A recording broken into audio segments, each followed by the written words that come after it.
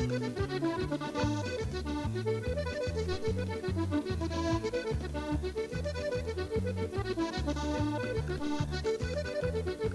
everybody, and yes indeed, the Christmas lights of Christmas, and it's North Pole time, it's Santee time, and for us, on behalf of the North Kerry board, it's North Kerry Senior Football Championship final time once again. The 1995 North Kerry Senior Championship final, the Heineken sponsored this particular year, having taken over from the already sponsored over the last number of years Castle Island Co-op Mart. Well, Heineken are the men this year. The teams in the championship at the start of the year, there were quite a number. The favourites, I suppose, joint favourites at 2-1 were Listowel Emmets and Castle Island Desmonds. Listowel, yes indeed, have reached the final. Already the reigning league champions, they're in the final. They're taking on the most successful football team ever in North Kerry Championship down through the years, and that is the traditional team of Moyvane. Yes indeed, Listowel beat the reigning champions. They are the 4-6 favourites for the final on Sunday. They beat Ballyduff in the replay. That probably will stand to them. Moyvane, well, the last time they were in the final was back in 1990 when they were defeated by a last minute goal scored by Tarbert in that famous venue of Finuge. That is where this year's final takes place once again, and as usual, Santee time, yes, for who? Will it be Finuge for Santee coming early, for Listowel, or for Moyvane? Well, that's what we're about to find out. In this video production sponsored by the North Kerry board, we're going to visit both camps. We begin with Listowel.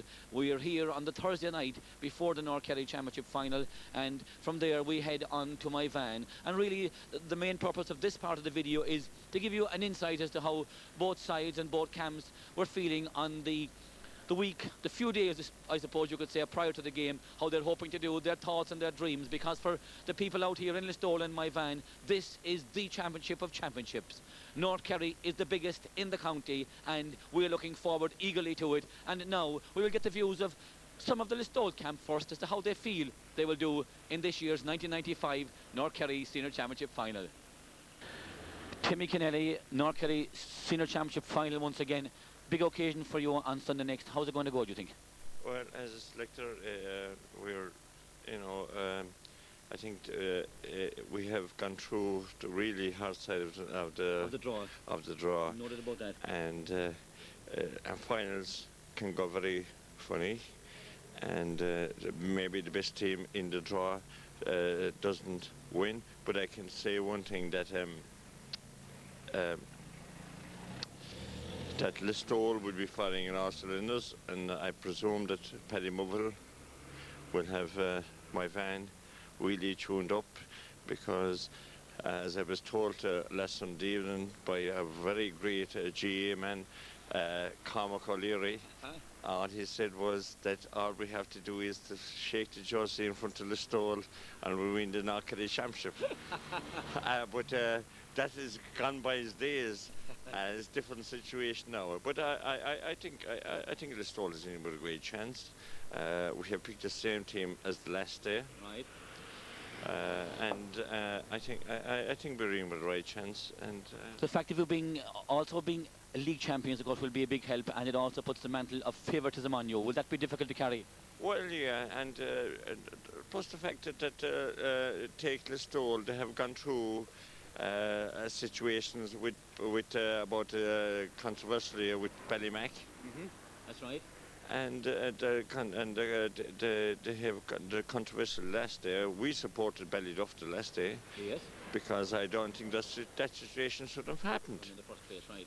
And I think, in fairness to both teams, to Ballyduff and to Listowel, it shouldn't have ever happened, right? Because that decision was made before the North Kerry board ever made a fixture. So I like, it's in fairness to clubs and players that are training since last March. Our ambition was to come up to from Division 3 to Division 2. And we have completed that, but we've completed it because we are controversial. And it didn't, it took from it. That was our main object in the start of the year. But as against that, you're now in the North Kerry Championship football final. You're playing a very tough traditional side in Moyvane. They have a younger side than they normally have. What do you fear most about them, Tim? Well, I fear that what I've been told that they're going to play Johnny Stack centre forward. That is to counteract Stephen Stack, which will be playing centre back. The Mikey Kennelly and the Eamon Stack clash. That's going to be a very important clash as well. And the clash in midfield between the Cartneys, Madison and Donald Cartney, and Patrick Buckley and Gary Stack. Some But good clashes with those. there is, yeah. But I still think that we have a very strong defence. Very strong defence. And I think we're in there with a shout. Timmy, good luck to you and thank you very much. And thank you for your hospitality. Now from uptown Listowel to downtown Listowel, where we have the man who was involved with Listowel for a good number of years, Eric Brown, the man who knows about the betting in the North Kerry Championship. First of all, Eric, tell us what the outright betting is for Sunday. 4 to 6 Listowel, 5 to 4 Moyvane, and 8 to 1 a draw. What is the interest, been like at the very start? Well, there was only 2 teams really backed in it, Listowel and Ballyduff. Right. There was a bit of money for Moyvane, all right. There were Johnny McCrow back from the other side. Right. But it was Listowel and Ballyduff were the only ones really backed. Has there been any money during the week for Moyvane already in the final? They have. There's a few hot syndicates out from Moyvane. The Bless Me Brothers and the Bless Me Sisters. That's right. So from your point of view, what would be a good result? Obviously a draw, I suppose. A draw would be the right result. Tell me how do you see it going yourself, Eric? And I think Listowel and they win now. They're after beating Tarbert, Ballyduff and Castle Island. There were 3 good teams and they beat him.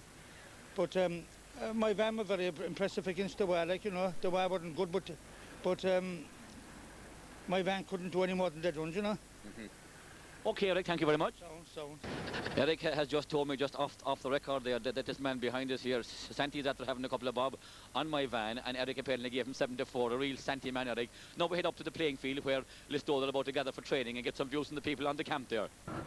Now, Martin Scanlon, you're selected with the present Listowel side. The benefit of the game you had, the drawn game and the replay, should stand you in a big way against my van on Sunday, shouldn't it, Martin? Of course it will, yeah. Did you feel that, that they were the toughest games you had so far in the championship? I would think so, yeah. Absolutely, yeah. I think How so. did you feel last Sunday with those couple of minutes left in the game and you were the 2 points down? Did you still reckon you could do it, like? Well, they never said die team, like. Absolutely. So, and I felt there was a goal in this, yeah. You felt there was a goal in you, Yeah, like, yeah. yeah. Now, what do you fear most about my van? They're a very good traditional footballing side. I suppose they should youth. They have a youthful team, like, Yeah. And the dry weather will suit them. Would you prefer to have a dry day yourselves? I prefer a wet ball, yeah. Or you prefer a wet ball, would you? I would, I think, yeah. I would, not. You think to suit your side much better, Yeah. Anyway, you're looking forward to it and you hope that you'll be having a big night in Listowel Sunday night. Hopefully, and a bit better one Monday night. Thank you, Martin. Tom Fitzgerald, the trainer of the Listowel team. It's normally over the years we've been talking to you as secretary of the North Kerry board. Great achievement to be in the final. How do you feel it's going to go? Very hard question, like Jack Charlton would say. We have a 50-50 chance of beating Moyvane. We came up the hard way. We beat Castle Island and Ballyduff and Tarbert, so we must have a chance. I reckon that we have a 50-50 chance of beating it. And of course, Tom, you've also won the North Kerry Senior League. Yes. And that has meant you've been playing on a fairly regular basis throughout the year and have also done well in the County League, isn't that right? That's right.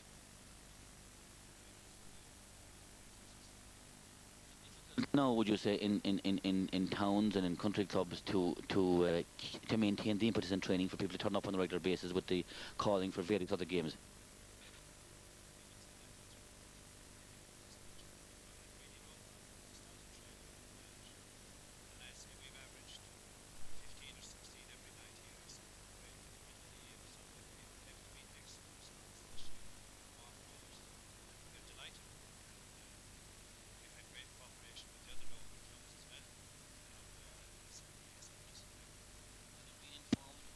So long at board level with the North Kerry board, do you find it a big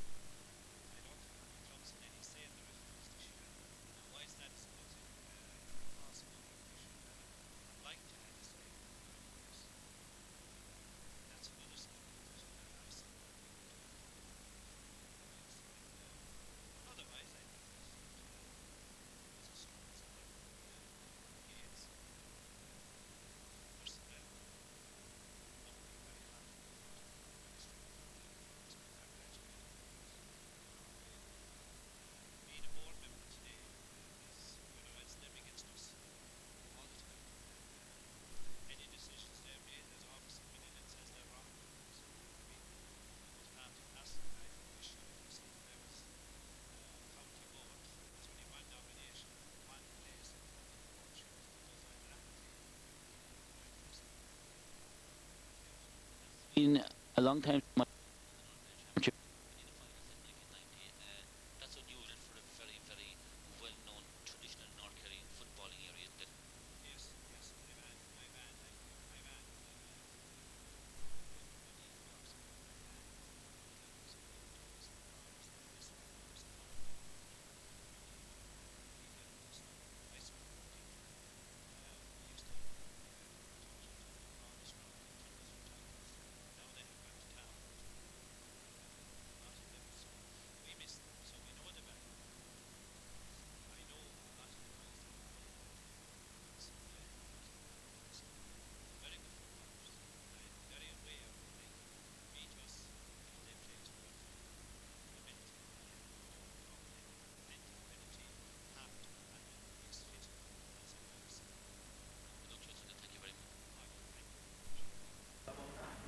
Bill Welsh, you have been chairman of the Listowel MS Club since the mid-1980s. Would you say that North Kerry Championship football is the big one every year as far as Listowel is concerned? No doubt about it. No doubt at all about it. Why is that, Bill? Well, I think it has been that way down the years.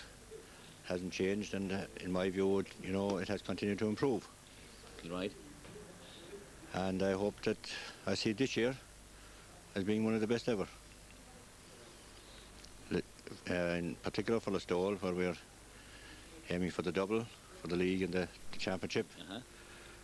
We have already gone up to Division 2 in the County League. So, with a win on Sunday, we'll be off a treble for 95. The fact that you are raging hot favourites, will that put, you think, extra pressure on you?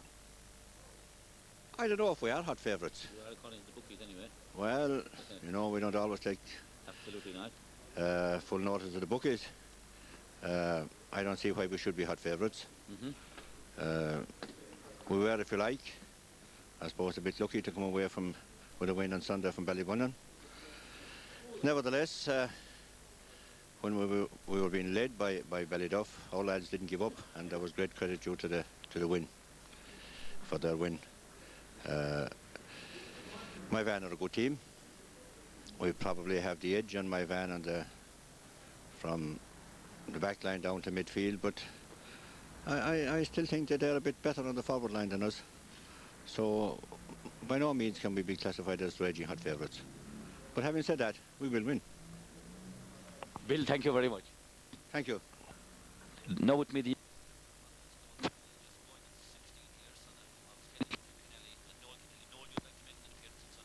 Yeah, I'd love to be brilliant, but the team is picked, I think, and I wouldn't mind if I wasn't started to come on and come on at some stage and maybe to win North Kerry Championship. Middle at 15 would be a great honour.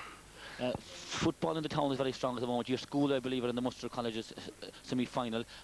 Quite a good lot of young footballers up there in the school with you. There is, yeah, there's a good few footballers coming through. We went under 16 Division 1-2 this year, and the college is going well. First time ever making history with the college, and hopefully in a couple more years we'll be up in Division 1, Division 1 in the County League. Yeah. Senior. You know some of those Moyvane players yourself that are on this present squad? A few. There's a few minors as well. Tough team. Tough team, yeah. They'll be roaring to go. They'll be very tough. Hopefully you'll make a guest appearance at some stage, and good luck to you. Thanks. Team captain Sean Moriarty, having won the league this year, how important is the championship from your point of view as team captain? Oh, the championship is very important. I think the priority is generally accepted in North Kerry. The championship is the one to win. Yeah. So we're going all out for it anyway. And hopefully things will go our way.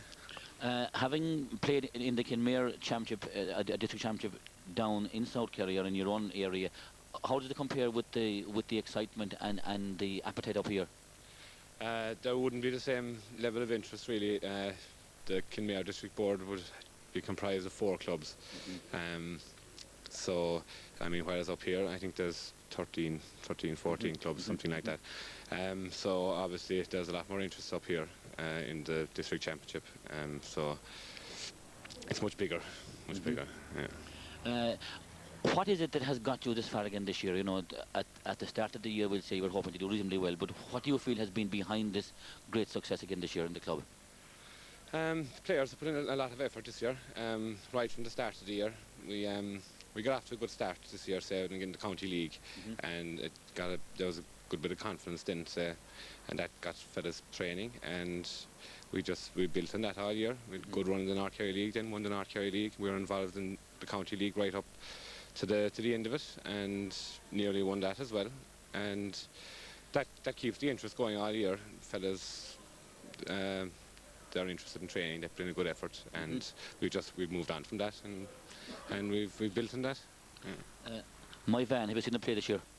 I saw him in the semi-final against Dua. Yeah, they look very good. It's not often that you put up a big score or beat a team in the championship by a wide margin, but Moyvane beat Dua well that day. I mean, our 3 games so far, we've only won by 2 points and a point after a replay. So obviously they're going to be very dangerous, and we have our work cut out on Sunday. Sean, good luck to you. Thanks a million. Thank you, Paddy. Stephen Stack, is that time of year again, close to Santa Claus time. Will he come to Listowel early this Christmas? And I suppose he came to us early in the year, I suppose, when we won the league, but this is a different ball game altogether. Championship is a kind of a once-off competition, and I think we proved in '91 that an underdog can come and win the championship, no matter what started them. And we were underdogs going into most of the games we played in this year, even against Ballyduff in the replay, and we came out on top. So it's a one-off thing, and anything can happen, really. Take me back to that Ballyduff game again, the actual second one, with time ticking and ticking. Did you think it was gone?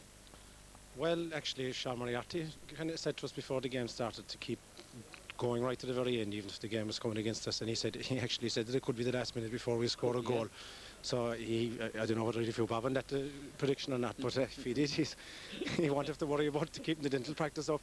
But that's the way it turned out, really. We just kept plugging it to the end. I thought it was a very good move that led to the goal. I know the penalty was controversial, but I thought the move that led up to it was quite good. It was one of the better moves in the match. There's an unbelievable hunger at the moment in Moyvane. They haven't won a final since back in the early 80s, and it's their big thing, really. That hunger is going to prove very, very hard to beat on Sunday. Yeah, it will, yeah. Well, as I referred to previously there, in '91, when we won the championship, it was really that desire to win more than anything else that took us to the final and won it for us. Even in the final itself, we were up against a very good Desmond side. And it was just, it's like any championship match where there isn't much between teams, and there isn't on Sunday. It's the team that with the greater hunger and desire to win that will win. And you think you have that? Absolutely. I think we've proved during the year that we knuckled down at a very early stage, and we got a couple of wins under our belt in the county league, and I think fellas' level of fitness has kind of carried us through matches this year. But I mean, as I said before, it's the team that wants to win on Sunday the most that will win. Stephen, thank you very much. Now we're here with me, chairman of the juvenile board here in Listowel, after a fantastic year this year. Sean, this is a big one for the club on Sunday next. How will they do? Well, my opinion is, after the 2 games they've just had, that they should take Moyvane. It's great to have a real North Kerry final back on the books. Moyvane, Listowel always made good traditional final. Good traditional football, and a real North Kerry final, and I for one am definitely looking forward to it. The fact of your good youth success in the club and underage level augurs well for the future as well, doesn't it, here in Listowel? Yes, we're after a fantastic year. We contested 7 finals altogether this year, and we won 5 of them. We won County League Division 1 under 16, we won County under 14, and we won North Kerry Championship and Leagues as well. So we are very pleased in Bordenog with the year. Thanks be to God, it's over. It was a long year, and to the workers like Christy Welch, Joe McCarthy and Jack Kelly, I say thanks for everything they gave this year. And we're all looking forward now to Sunday. Sunday is going to be a great game, and I for one am definitely looking forward to it, and we'll be behind the boys. They've worked hard here all year. They've put in a lot of training. It was tough weather. They weathered it. They weathered Ballyduff, so it's all there. It can be done on Sunday. It will be done by Kennelly. Sean Grameen Mahagat. Good Mahagat. Some would say Listowel's #1 supporter, also I suppose Kerry's #1 supporter, Christy Welsh, brother of Tom, who will be playing on Sunday. Christy, obviously you're a great Listowel fan. It'll be tough on Sunday. It will be tough on Sunday, alright. Moyvane have a great championship team, and they have a great championship record, and it'll be very tough Sunday, but I'm very confident that Listowel will come through. You were out at the game against Ballyduff the last day, and it looked like the show was over for Listowel, didn't it? But they seem to have a great fighting spirit, don't they? They have marvellous fighting spirit and fighting in the best sense of the word. But I think if the chips are down on Sunday, which I hope they won't be, I think that we'll be able to come through with flying colours at the end of the day. It's going to be tough. Balduff was tough, Tarbert was tough, and Castleisland was tough. But we came through them all, and I think after them 4 games, we probably deserve to win the championship at this stage now. Christy, thank you very much. So from the playing fields of Listowel, here we are, many would say, in the home of North Kerry football, here in Moyvane. We will now ask the people involved with this club, their players and various other workers, as to how they feel they're going to do on Sunday. Dennis O'Connor, chairman of the Moyvane club, 1983 since you won your last final. That's a long time for a club like Moyvane, steeped in footballing North Kerry tradition, isn't it? That is a long time, and like the people in Moyvane expect to win a senior championship every so often, because they were used to a good team here in the 60s and they won on before them. But having said that, like, you know, the club still had very good years, even though they didn't win one since 83. We have a couple of good minor teams coming up. They won in under 21. They reached the final this year of the under 21, and we have a good underage panel here and a lot of players here. So we're in with a right chance this time. Hopefully we'll win it. On your way to the final, who have you defeated from the early rounds? Ballydunhome. We said if we beat Ballydunhome that we would have a good chance of winning the championship, because Ballydunhome were in the final last year, and they have a big pool of good players. I know they were missing Liam Flaherty. Now, if that was other years, they'd rule every with us. If that was other years, the thing about it is that we would have died and we would be beaten. But I think that this year our boys have shown character and seem to be more determined. They're not going to die easy. And we'll say from a training point of view, now, Dennis, player-wise, how many of them would be based within travelling distance of Moyvane for training sessions? Well, we'll say Donald Cartney, you know, has made it a few nights, but he's in Cork. He has missed most of the training except weekend. Now, Eamon Stack in Limerick, he travels. And Tom Sheehy travels any night he can. But basically, most of them are home-based. Home-based, and that's a big help, of course. That is a big plus. And the fact that you're going in as underdogs, of course, the next day is a big help as well, isn't it? I mean, that's not what I expected of you as such. That is a plus for our lads. I think, you know, they realise that they still, after winning the league, they played here, beat Castleisland, beat a good Castleisland team, played well, and if they produce that form, they're going to be very hard to beat. And of course, the fact of that extra game for them with Ballyduff was a fierce boost to them, wasn't it?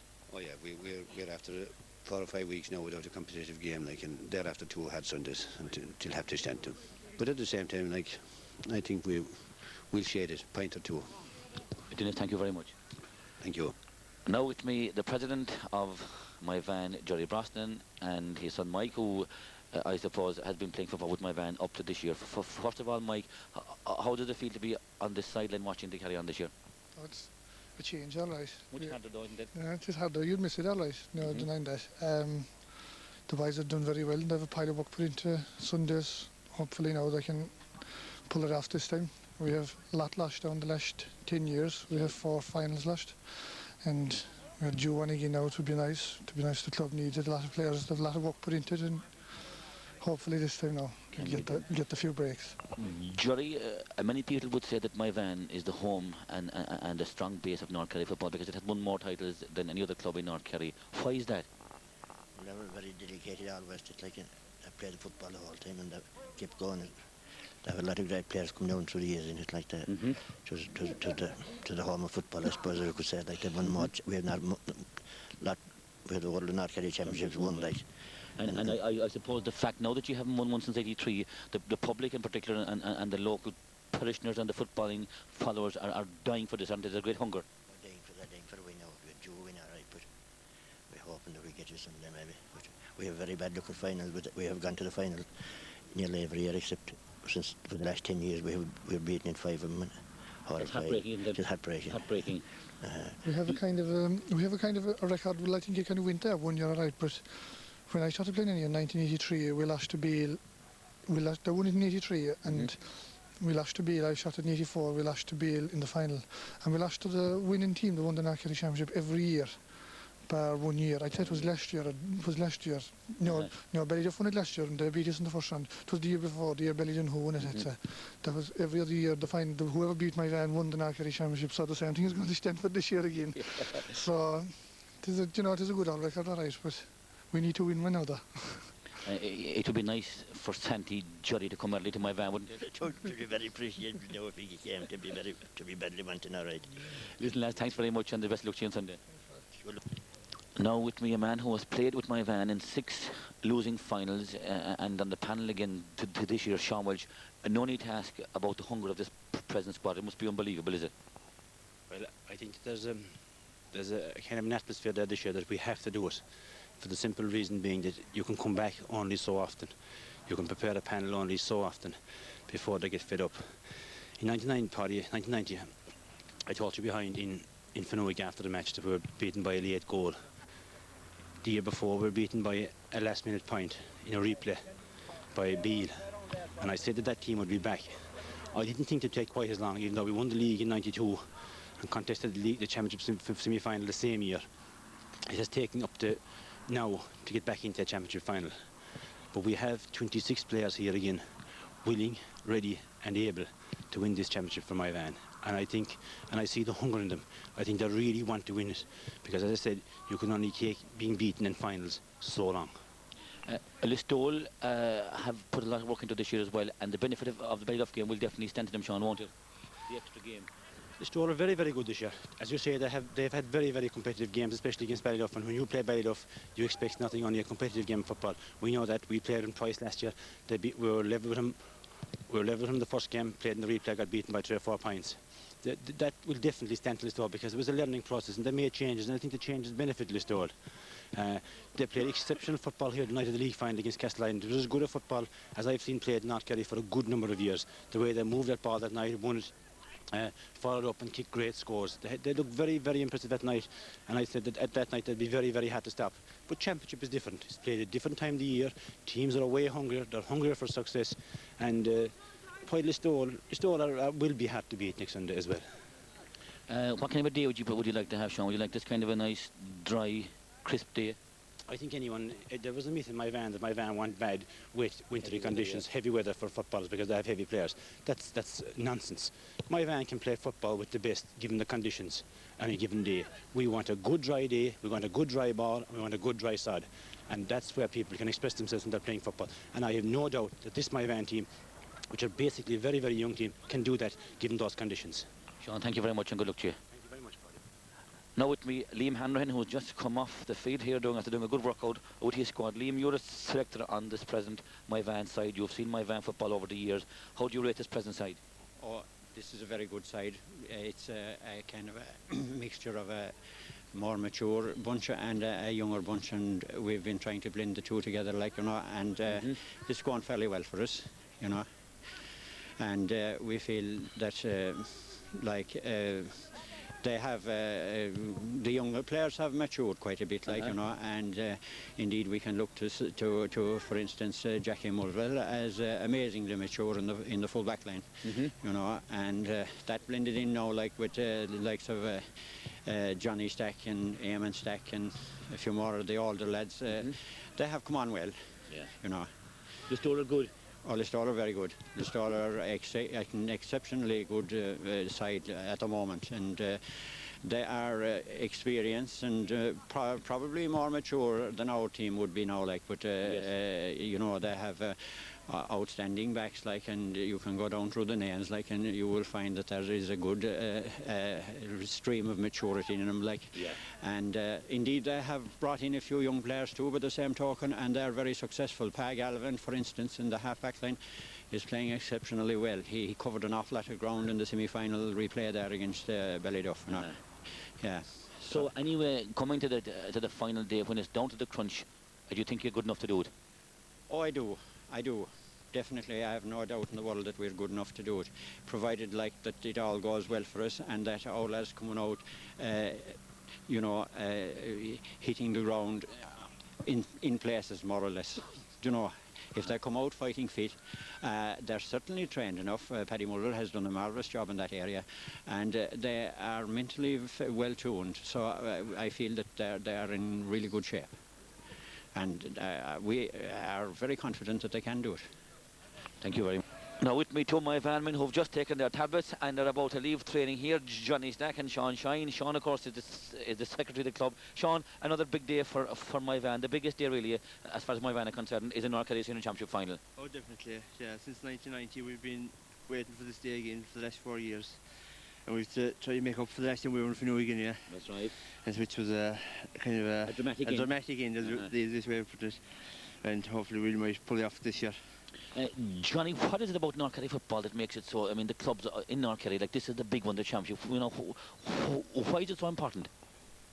I suppose the players put a lot of effort into it, I suppose, from number one, you know, and it seems to go out late every year, but they don't seem to have the dates to seem to accommodate it, and the players put a big lot of effort into it, like. Would you prefer, talking about late, would you prefer if it was played earlier? Sure, this time of the year, this year, like, you couldn't find conditions are perfect. Fantastic for football, fantastic for training and football, so we are happy enough to be here now to have a crack at it. Yeah. At the start of the year, lads, did you think, you know, was that your main aim to get into the North Kerry final again? What was, yeah. Definitely. Oh, we always aim for the North Kerry Championship, like. County League and North Kerry League, you know, even this year now, we didn't really train up till start training until September, and even though we did well enough to get to the semi-finals, the league, we weren't too pushed about, like, you know, even though we went out in the semi-final, we weren't too pushed. Yeah. The winning of the under 21 was a big boost. We lost only one final, but we were in the final. A lot of younger players came through in the under 21 final, and they're on the team now. There's 4 or 5 of them on the team, you know, on the panel, and they're a big boost to the club, like. Now, you know most of the Listowel lads, of course, and they have a fairly strong side, haven't they? Yeah, they have, yeah, very strong. But we'll match them in most areas and hopefully in all areas. Hope for the best. It depends on the day, like, and what kind of football is played in the day. But a lucky break, like, you can decide a game this time of the year. That's right. And you know, you get a tight pitch, so it won't be, you know, it won't suit either team, I don't think, but it will be the breaks in the day. That'll be the winning of it, I think. That's the best of luck to you, and hopefully Santi will arrive early in Moyvane. With the help of God. Thank you very much. Thanks, now the man who has been handling the purse strings in Moyvane for the last 15 years, treasurer of the club, Martin Kennelly. Over those 15 years, I'm sure you'll have to say the cost of running clubs has gone way up, isn't that right? They have, definitely, especially on the juvenile side, because people don't seem to have much time anymore for cars and so forth. So it's all buses at this stage, and with insurance and so forth, we have to. Yes, then so it all adds up. Now the senior championship at the end of the day for Moyvane in North Kerry is the big one, isn't it? Oh yes, this is the one we want. So I mean, there's a great tradition in Moyvane down the years, but it has eluded us a bit in a few years now. So this is the one. Do you think, Martin, at the start of the year that you decide, you know, good enough to get into the final again? Well, the funny thing with Moyvane, we always have a side good enough, but just to get it right on the day. That's the big thing, isn't We're it? just one of those teams that seem to get beaten. When it comes to the final, we just have that kind of a tradition, you know. Listowel are a good active team, good fit team. They will certainly take a lot of handling, won't they? They will. Listowel have a lot of experience too, you know, and they have a few county players in there as well. But Moyvane, like Paddy Mulvihill has them, I'd say, well motivated, very fit, and I think just get the right attitude in the day, I think we could pull it through. So from the night time in Moyvane and Listowel, the day has finally arrived. Sunday, December 17th, 1995. We are here in Finuge for the Heineken-sponsored North Kerry Senior Football Championship Final. And prior to the arrival of both teams onto the field, we'll have a few words with a few various individuals here now in Finuge before the throwing time. Is arriving already, and there's a junior game, of course, on here at the moment, but these boys are very well clad indeed, as Kieran Condon there takes their tickets on the way in. Now the first man we meet here now travels in Finuge today, one of the main men responsible for the work behind the pitch here, also Finuge's delegate to the county board, Christy Killeen. A big day for the club here, Christy. Certainly it is. It has come as a surprise to us. We didn't expect it, but having received it, the onus was on us to make it a successful outing. We had it here 5 years ago, 1990. between Moyvane and Tarbert, and that turned out to be a very successful day, and we built on that, and we have a few more innovations today on that. We're very, very pleased with the weather as well. It has played a big part, it has helped, it helps make the occasion. We're also fortunate to have a great community involvement. Everybody, there was a big crowd here now yesterday, all helping to prepare the field and clean the place, getting buntings and banners, doing all the small jobs. The small jobs are often unseen. That's right, and very important. Very important. They all add up at the end of the day. Now, you're living in Listowel yourself, and you're very much associated with the club here. What's the buzz been like in Listowel during the week? Because of a very, very busy week, I wasn't able to be out and about as I would have liked, between a local debt here, school involvement, county convention, other meetings. I was only passing through, so therefore I was only just getting a glimpse of it. But Listowel is, from what I hear, are pretty confident. There's a great buzz about the place. That after the last 2 Sundays in semi-finals, and there's a great confidence in the town that Listowel are going to pull it off again this year. How do you see it going yourself, Christy? I'm not sure. I think it's a hard one to predict. It's going to be close.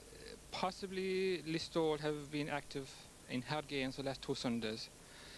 They're playing reasonably well. They're getting there. That's bound to be helped to them. Whereas Moyvane, in fairness, have been waiting for the final for the last 4 weeks or so, but they have been preparing quietly behind the scenes, and maybe that might be a good thing as well.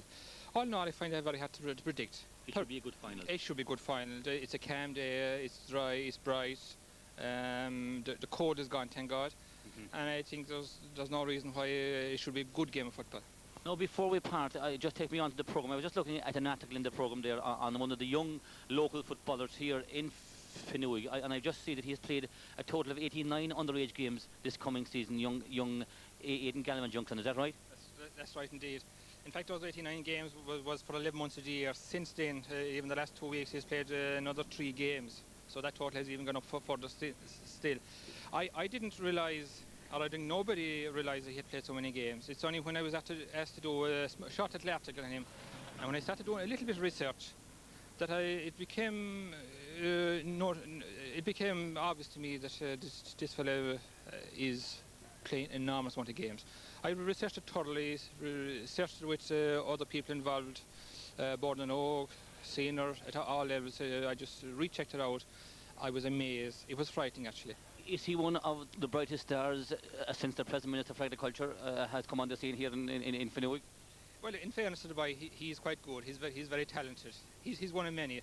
But in fairness, his problem is that while he's quite good, he's also eligible for so many competitions. Right. And he has been used for every competition that's available. And in fairness, he's a boy that won't say no. He just wants to be playing. He'd play twice a day, and he has played twice a day actually. He has come from some hurling games. Dual player. He's come from some hurling games, and he's come straight on and come in for the second half of football games. He's done that 3 or 4 times because I have been involved with him at minor level, and I know his involvement. Thank you very much, Christy. Thank you indeed. Right. Now with me here, Paddy Cantillon, one of the great Moyvane supporters. Paddy, how will today's game go, do you think? I don't know. I wouldn't put on a shilling to him. Wouldn't you? No. Why is that, Paddy? They could be the same. They're much the same, yeah. Have you seen good Moyvane teams over the years? You have? I have. We'll say what was the best Moyvane team you have seen? I mean, they're dead and gone. Is that right? Clonbrashen London. Right. Yeah. Good man. Enjoy your game. Moyvane support, yes indeed. Good lot of fans coming in there behind Paddy with their green and gold flag ready for the big day. Certainly the crowds are pouring in here to Moyvane. It's early days yet, but we expect to have a very large crowd here. Oh, Paul and Leo Kennelly, you've seen a fair number of North Kerry finals over the years. How would you say the standard of football has gone over the years yourself, first of all? Oh God, without a shadow of a doubt, up and up. Up and up, right. Great football matches altogether. They're powerful. And how do you see today's game going, Paul? I have a feeling that Listowel will make it. Right. They're a lively young team. The ground will suit them. We have a lovely pitch. The ground is solid and to suit Listowel. I think they're going to make it there. Thank you, Paul. And the Moyvane team arriving on O'Flaherty travel, just touching down here in Finuge. The time, well, we can tell you exactly, just gone 1:45, and out there comes the club chairman, Dennis O'Connor, followed by the team trainer, Paddy Mulvihill, Liam Hanrahan, youngsters, young and old. They're coming out there. Sean Walsh would really love to win this one today. The occasion is big, very, very big. They have come in good time. Martin Kennelly, yes, a very young-looking, fresh outfit as they come out of the bus. There was talks initially they were going to come by helicopter, but Paddy Mulvihill apparently couldn't get his to start this morning in Limerick, and he left it on the Irish Wire premises. Won't be long now before these Moyvane fellas enter the fray, seeking to win their first title since 1983. Can they do it? We'll have to wait and see. Timmy Kennelly arriving, a big day for him as well today. His brother is on the team, his son is on the panel, and needless to say, his son will make an appearance at some stage during the game. Stephen Snack pulling in there in his Bank of Ireland Arc Life car, mobile telephone, the lot. Fair play to him, and here we have a Ballylongford man, Alan Kennelly, making the road down along the way, but certainly this is the time now that the tension builds high. The Moyvane team will be very, very happy indeed, I'm sure, with the conditions as they make their way down. It's nice and dry, mild, crisp weather, and certainly this team, Paddy Mulvihill, of course, took over the training again this year from Sean Walsh, having previously trained the team in 1890, or 1890, in 89 and in 1990. They're coming in there now, and the crowds are still pouring down the roads as we tick down to kick-off time in the 1995 Heineken-sponsored North Kerry Senior Championship final. Day for this man, Dennis O'Connor, the club chairman of Moyvane, as well as that, of course, his son, Edward, plays at full forward. Well, now arriving, the man living here in Finuge, the trainer of Listowel, having done marvellous work, and Martin Scanlon there, his co-selector with him, having done marvellous work in getting Listowel into this. Remember, Listowel are the reigning North Kerry League champions as well. The crowds are gathering around here, very, very big crowds. The fish and chip fan, I'm sure that might be Stevie from Ballymun, bringing his crew, the Moyvane girls, going in to support their boyfriends. A lot of these young Moyvane fellas are single. From the Lixna side, the Tralee side, well, there's quite a large crowd, as you can see, coming right down through that road. Of course, coursing there's the Minister for Agriculture. We call him our senior Minister for Agriculture. He may be junior in the country, but he's our senior man, Jimmy Deenahan, and he makes his way in there to the pitch. We'll have a few words with Jimmy in just a moment. Jimmy, a fantastic day again for the club here in your own parish of Finuge. North Kerry final time again, biggest time of the year in football here in North Kerry. How will today's game go, do you think? Absolutely. I think Listowel will probably win it. They have enough of good footballers, I think, to win it. On the other hand, Moyvane are very enthusiastic. They're very young, and I've seen them training here in the field for the last 2 Sundays, so they'll know this pitch very well. And they have excellent management now in Paddy Mulvihill. But overall, I think Listowel will have the experience, and they have a number of very good footballers, exceptional footballers, so that should nearly win through in the end, I think. And you truth to the rumour, Jimmy, that there's the possibility of another new race course coming in around the Listowel area here very shortly? I didn't hear that yet, no. Tell me, Jimmy, you can recall playing against Moyvane in the last time that Finuge won the championship back in the late 80s. They were a tough nut to crack in that day, weren't they? They were, yeah, that was 87, and I really would be forever indebted to Moyvane, because that was the only North Kerry championship medal I ever won. And I was glad it was Moyvane we won on it. We met on the day, because Moyvane, they haven't a great record recently in finals. But no, that was a very enjoyable game, and it was very precious for me to win an North Kerry championship medal. It's one of the greatest honours you can win in sport here in North Kerry. It's amazing, isn't it, the interest at local level in the club. This is the big championship, really, isn't it? Yeah, it's the biggest event, I think, and certainly in North Kerry sport, but even in county terms as well. The North Kerry Championship rivals the county championship in terms of popularity and so on. And it's a great honour for any player to have a North Kerry medal. I would say most players in North Kerry strive to win a North Kerry Championship medal at some stage. Me, have a nice day and have a good year in government. The same to you, Paddy, and hopefully we'll be here again in government this time next year. Thank you. With me, Chairman of the North Kerry Board, Bernie O'Callaghan. First of all, Bernie, another fantastic day for the North Kerry final. It was marvellous altogether. We're very, very extremely lucky with the weather for all this championship, and I suppose we're hoped it will last, and we won't have a replay, and that we'll finish it out today, hopefully, anyway.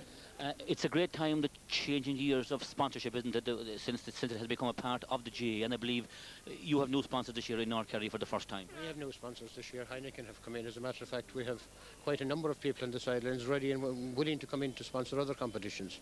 The North Kerry Championship has a fantastic appeal, and sponsors realise its potential.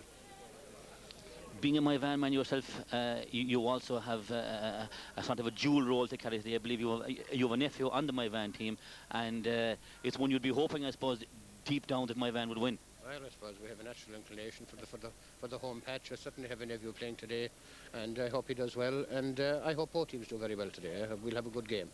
You've seen all the games so far in the North Kerry Championship. Standard is getting higher and higher every year. Well, it is. People have complained quite some time ago that the standard of the North Kerry Championship was dropping. Certainly this year it hasn't dropped. And Listowel and Ballyduff's performance in the replay was testimony to that. I think it was an outstanding game of football. Having beaten Ballyduff in that replay, they are hot favourites for today's game. Will they carry that tag, do you think, successfully? Well, we'll have to wait till the end of the game for that, but certainly they go into it as roaring hot favourites.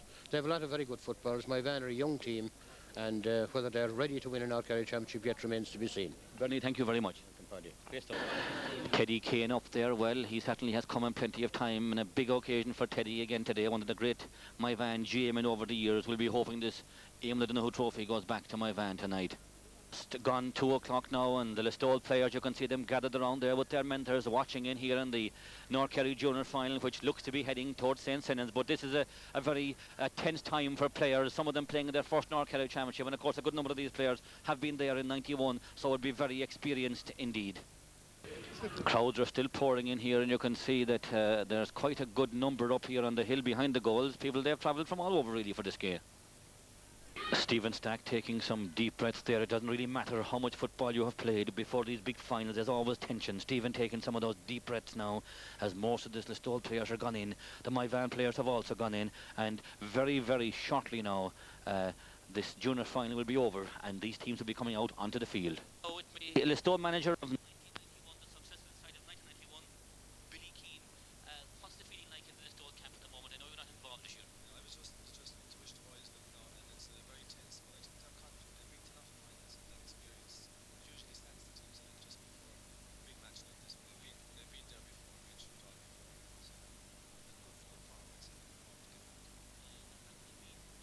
lads in a replay, you think will stand in a big way? I think it will. Yeah, they were two very hard games. And a tough match like that is always a big stream. I think it will stand to them. This is going to be a very, very close game. I want to stall our favourites, but I think it will be very close in the second. I think we might just about get there. It's going to be tough. I'd say there'll be no place for the faint-hearted. I'd say the first 10 minutes will be fairly tough. And after that, really, a lot will depend just on while Listowel can look up to win the championship. Maybe it's their year. Thank you very much. Thank you. And here we have the famous Ballydonaghoo set dancers, winners of Score in Kerry, and they're clad really, what a lovely sight it is, clad in the colours of Moyvane and Listowel, and you can see lovely musicians on the side with them here, some lovely colleagues holding the flags, and as well as that, quite a large crowd now coming in here behind us. As we move around this side to see a better look at these dancers. Well, now these Ballydonaghoo set dancers are the county champions in Score and Og of 1995. They were representing Kerry and Munster in January. The music is by Ballydonaghoo runners-up in the county final, Score and Og in Killarney last weekend. And certainly this is a marvellous treat for the crowd here in front of the stand before this North Kerry final. What lovely dancing there. Look at the skill of the feet on that platform for set dancing. And certainly this is a very, very nice extra bonus for people over right here for this North Kerry Championship final today. We'll watch them now for a moment.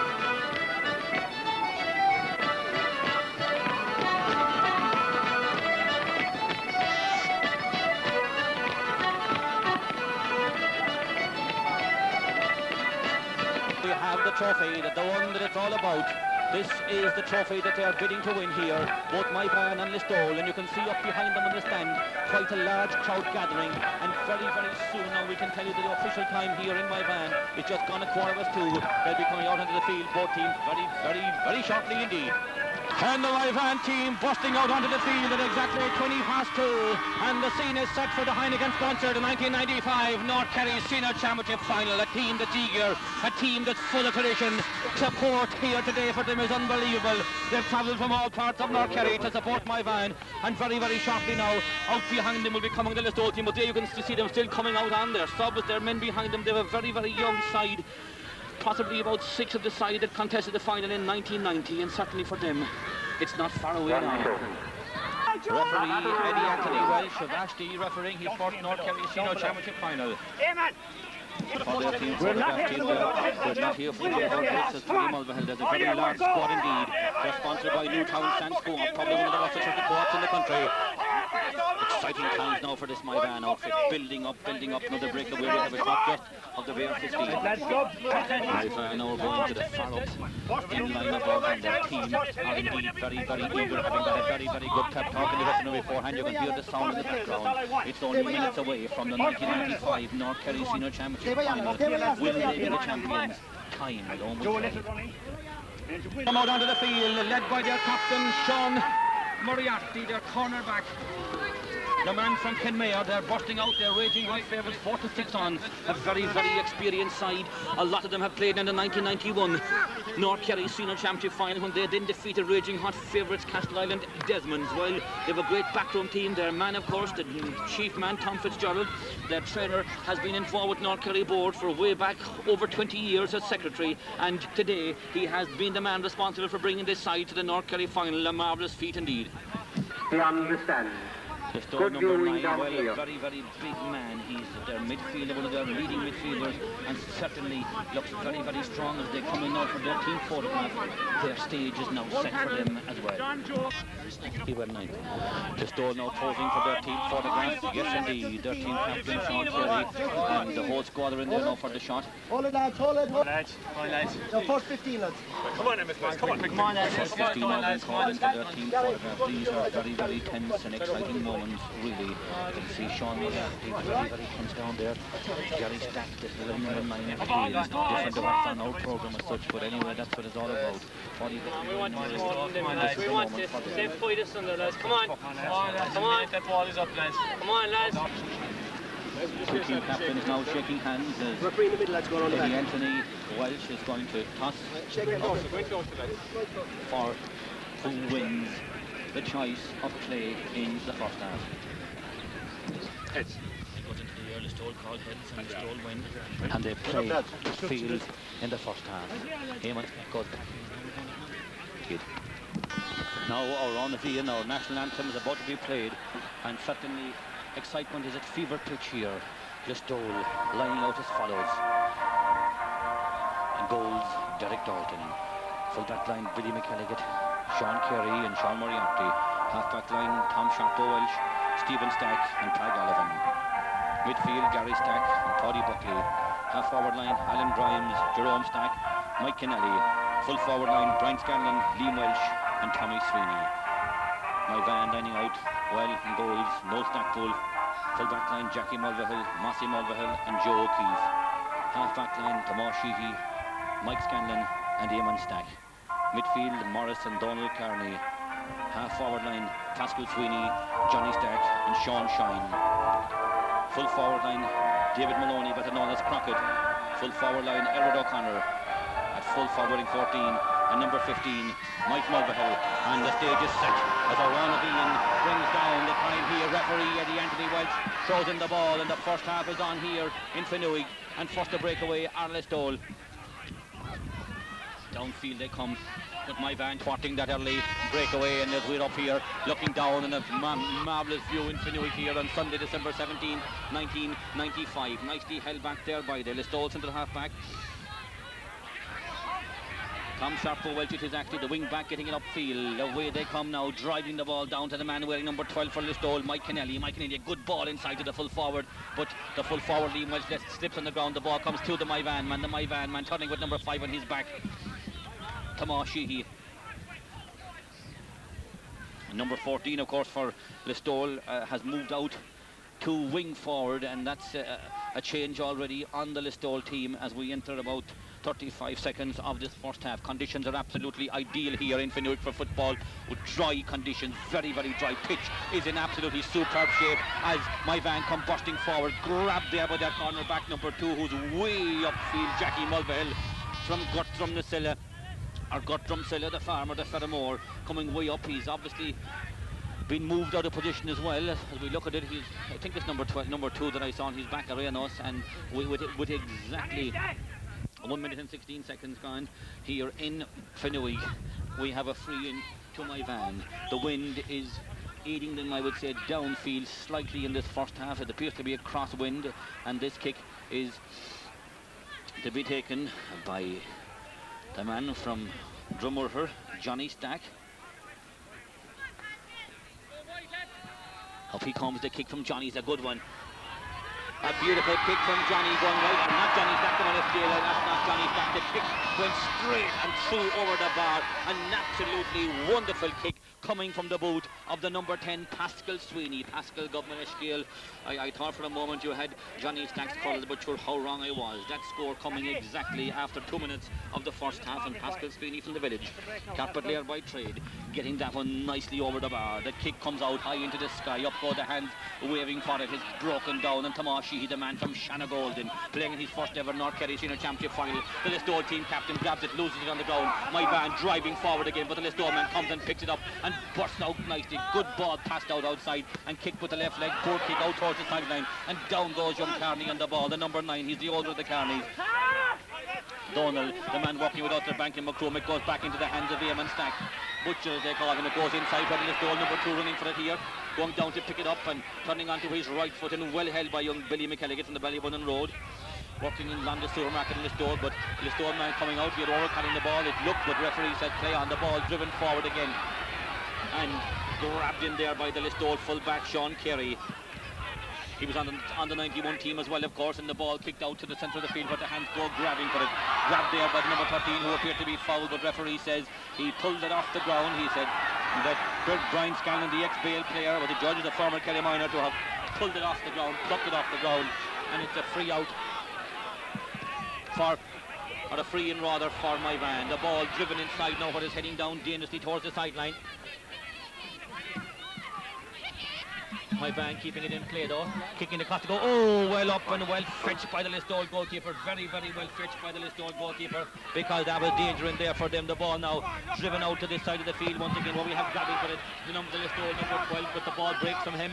Nicely fisted outside to the Moyvane number 7, Eamon Stack from Leitrim, and Eamon Stack is heading for Leitrim out to the right and harmlessly wide. Well, Eamon coming out there, he'll be disappointed with that, I'm sure. Eamon, of course, won another minor medal with Kerry in 1988, and he now lives down in Shannon, where he works with Shannon Diamond. He is marking today, of course, Mike Kennelly, the brother of Tim Kennelly, and of course he has a nephew also on the substitutes. North Kerry football time, well, it brings out the best in these clubs. Moyvane have a young outfit, nicely driven in by Donald and by Morris Carney, but it comes back out again to where it's grabbed here by Eamon Stack again, and Butcher kicks it in high up, go the hands grabbing for it. It breaks down inside, well grabbed in there by Billy McKelligan.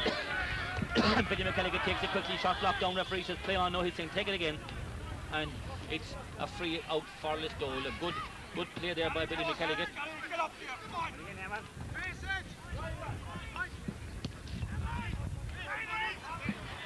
Ball going upfield now. Listowel looking for the score. Nicely grabbed in there by their corner forward.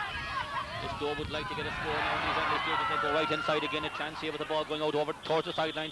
A foul on the Moyvane man, and it'll be a free out for Moyvane. Quickly taken out, it comes down towards the far sideline. Nicely picked up there across on the far side, and Moyvane winning quite a bit of ball in the early stages.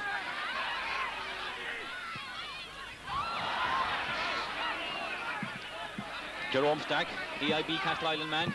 Oh, nicely blocked down there, crossing the far side of Moyvane, really battling and fighting for everything in this early stages of the first half, and that free up is right over on the sideline with quite a large crowd. I have to estimate what the crowd is, but there appears to be quite a good crowd over there in the stand, and you can see where this free kick is about to be taken from.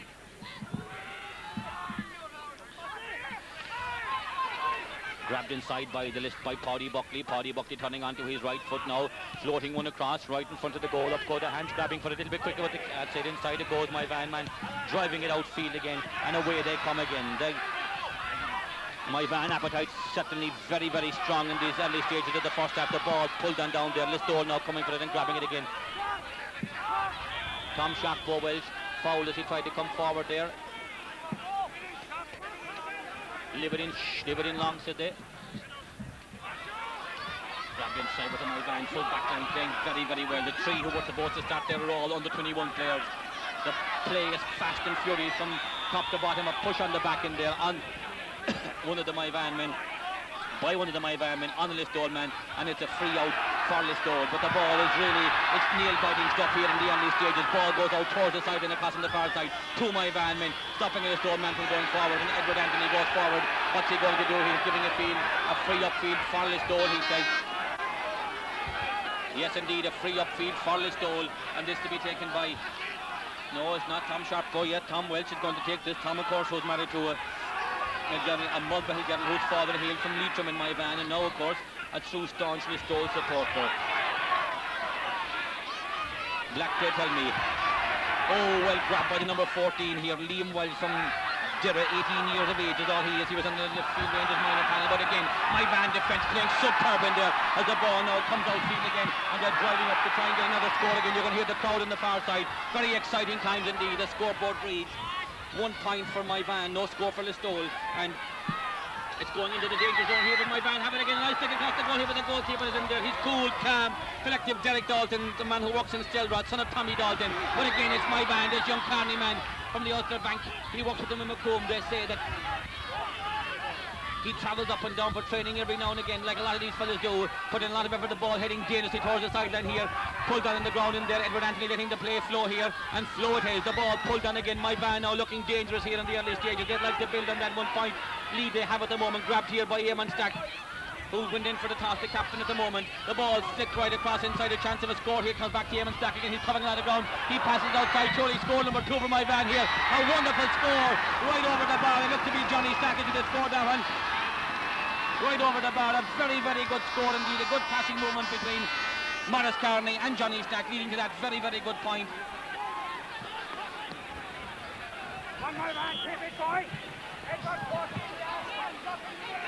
2 points to no score, and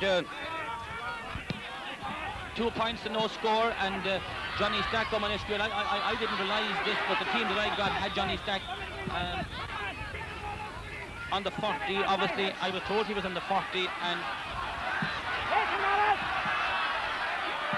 Listowel now driving upfield again.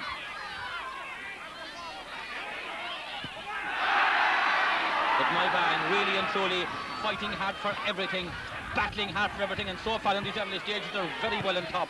Very well on top. Yes, Johnny Stack was number 2 on the programme, but in actual fact Jackie Mulvihill went back, so numbers are slightly changed. Moyvane driving forward here. Edward Anthony should have allowed advantage there, I would have felt, but then again I suppose he's in charge today, and that's the way it goes. So my apologies for my mistake there earlier. I was reading from a sheet of my own which had Jackie Mulvihill as cornerback, but Jackie's actually there, but Jackie is wearing the number on the programme, which is number 11. Well, it's exciting times here in the early stages, and Moyvane certainly dominating. We zoom in close on this free taker here. Pascal Sweeney again, yes indeed. Pascal Sweeney, these very early stages are vital, and we see to the right of picture there, very slowly we see a Listowel man down on the ground, appears to be in agony with his foot. Let's hope that it's not too serious in these very early stages. Referee Edward Anthony is calling for attention for him. This Ashty man, a very big day for him. Johnny Stack very happy being involved in that move with the young Carney boy that brought about that. Remember, on this Moyvane team we have a set of 4 brothers, Jackie, Mossy, Mike and DJ, who's on the subs, are all from the one family in Guttrum-Silla, and of course on the subs we have their brother DJ, and of course we have the 2 Carney brothers from Kilbaha at midfield.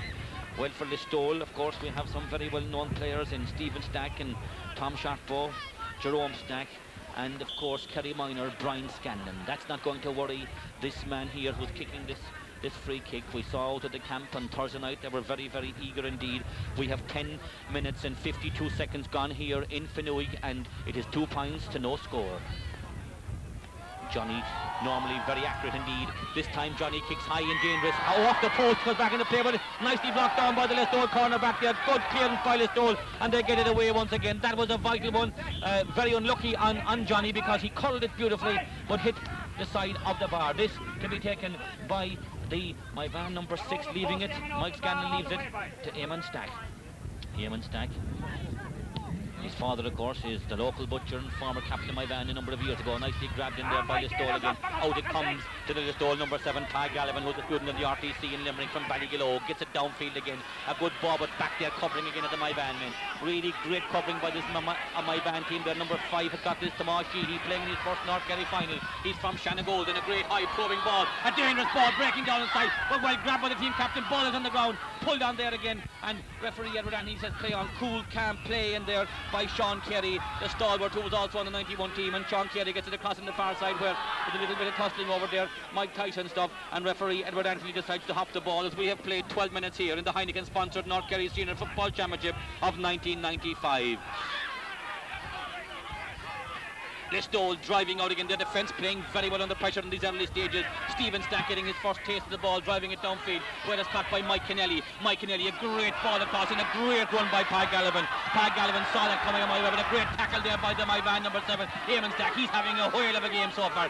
Grabbed inside by the Listowel number 12. In it goes to the number 15, the fast, knacky Tommy Sweeney. Tommy Sweeney on his right foot.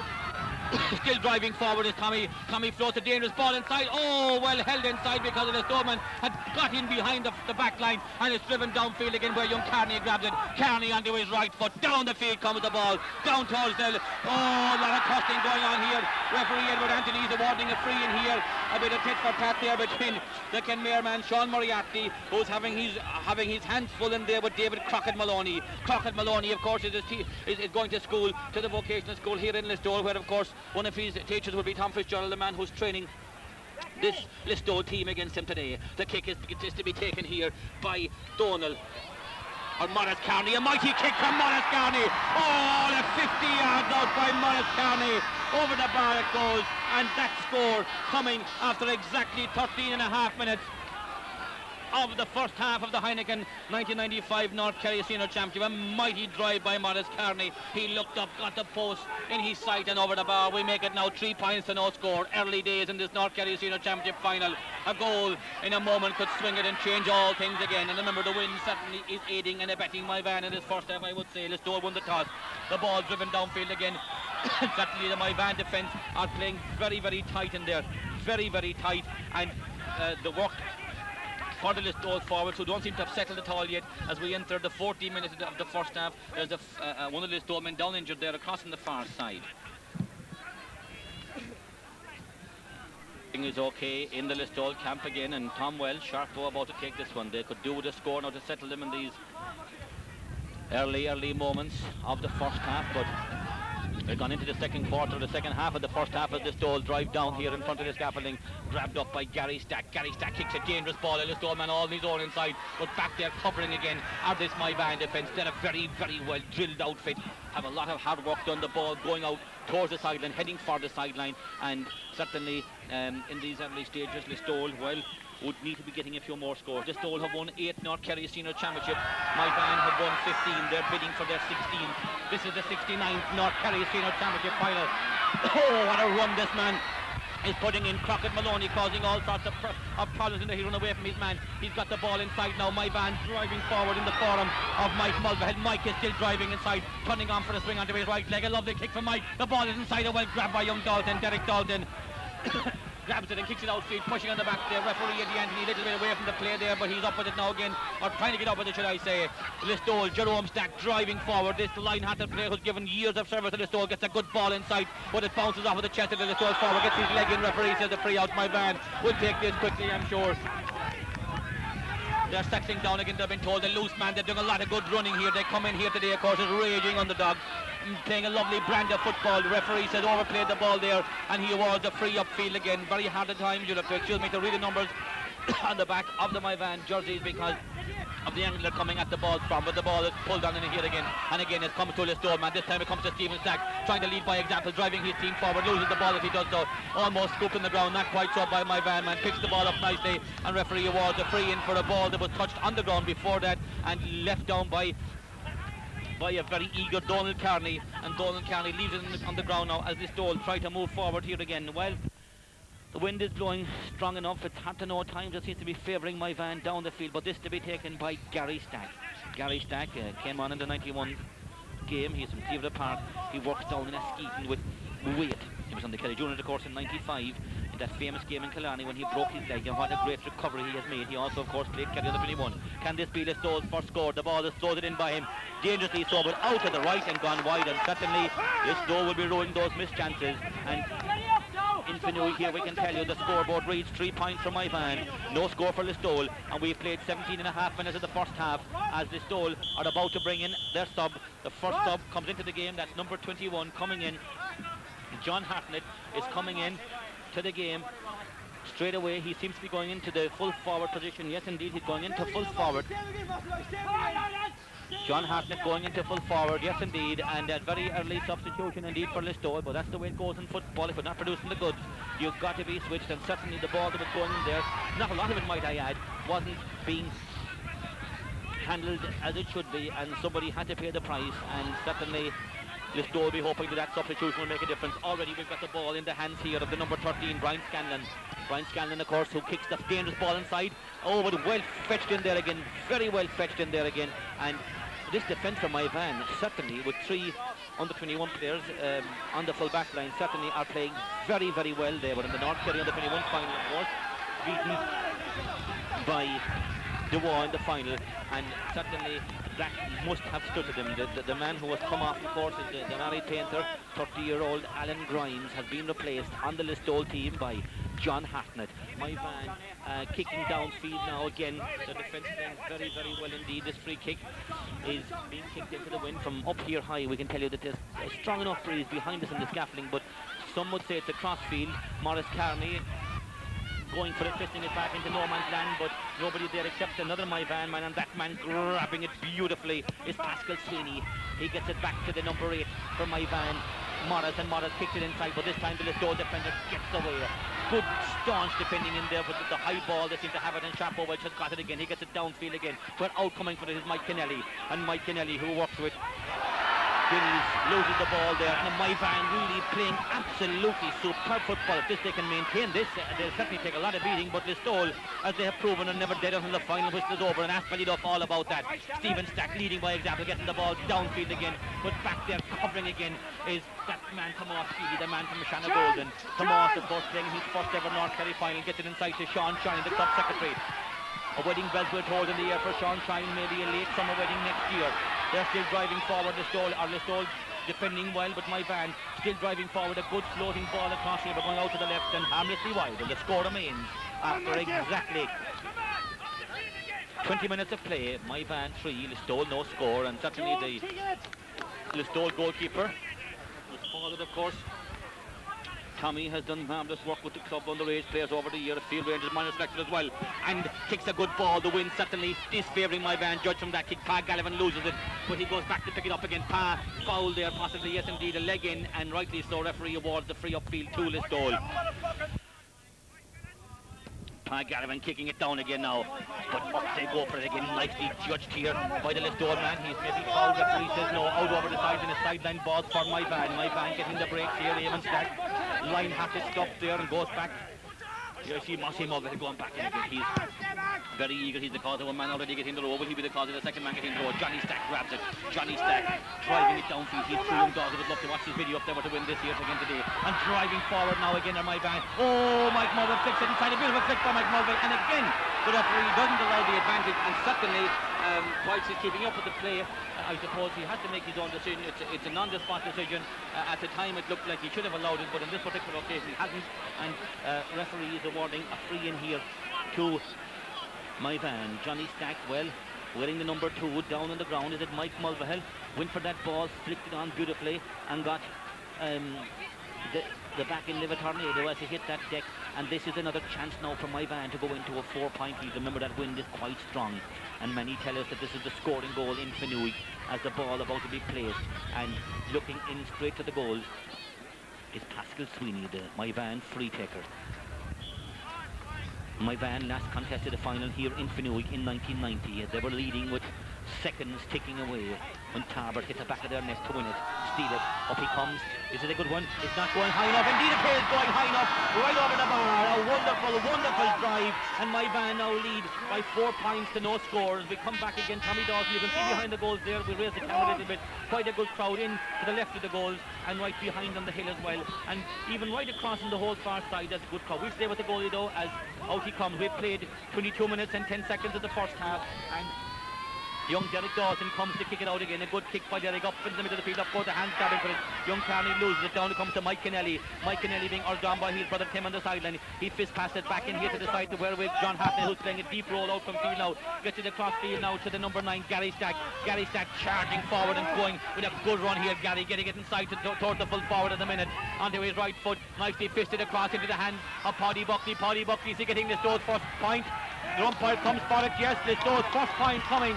The umpire says yes, my van players say no, but the umpire was right on the spot. And would you believe it has taken Listow 23 minutes to score their first point, and the score now reads 4 points for my van, 1 point for Listowel. My van goalkeeper coming out now again, no stack pull from Offram, works with Costas in Glen. Had a very big wedding there. He married Jackie McKennigan of Harvard there last summer. They had a mighty day. Jackie's in the crowd, I can see her biting her nails at the moment. Up go the hands. Coming down again now, I know maybe that score by Paddy Buckley. He gets them on the attack again. Infield they go again. Gary Stack trying for all he's worked out there. The ball is on the ground over there. A clash between the Moyvane man and the Listowel man. As we see it there, John Hatton going to talk to Edward Anthony and saying that, well, the initiation, I didn't actually mean that. I was going for the ball of this $7 a Gabinte shot. Imroor O Moyvane against Padraig Mulvihill Emma Heshtak.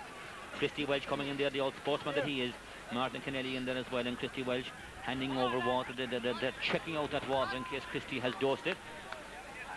And Christy taking it with him again. Christy, one of the best supporters, I suppose, of GA in County Kerry. And let's hope now that Joe O'Keefe, yes indeed, Joe O'Keefe is up, the man from the Kilmore and Knockanoor side. Captain of this year on the 21 team is up on his feet and he's fine again. Well, grabbed out there by Gary Stack. Driving forward again, leading by example these Listowel midfielders.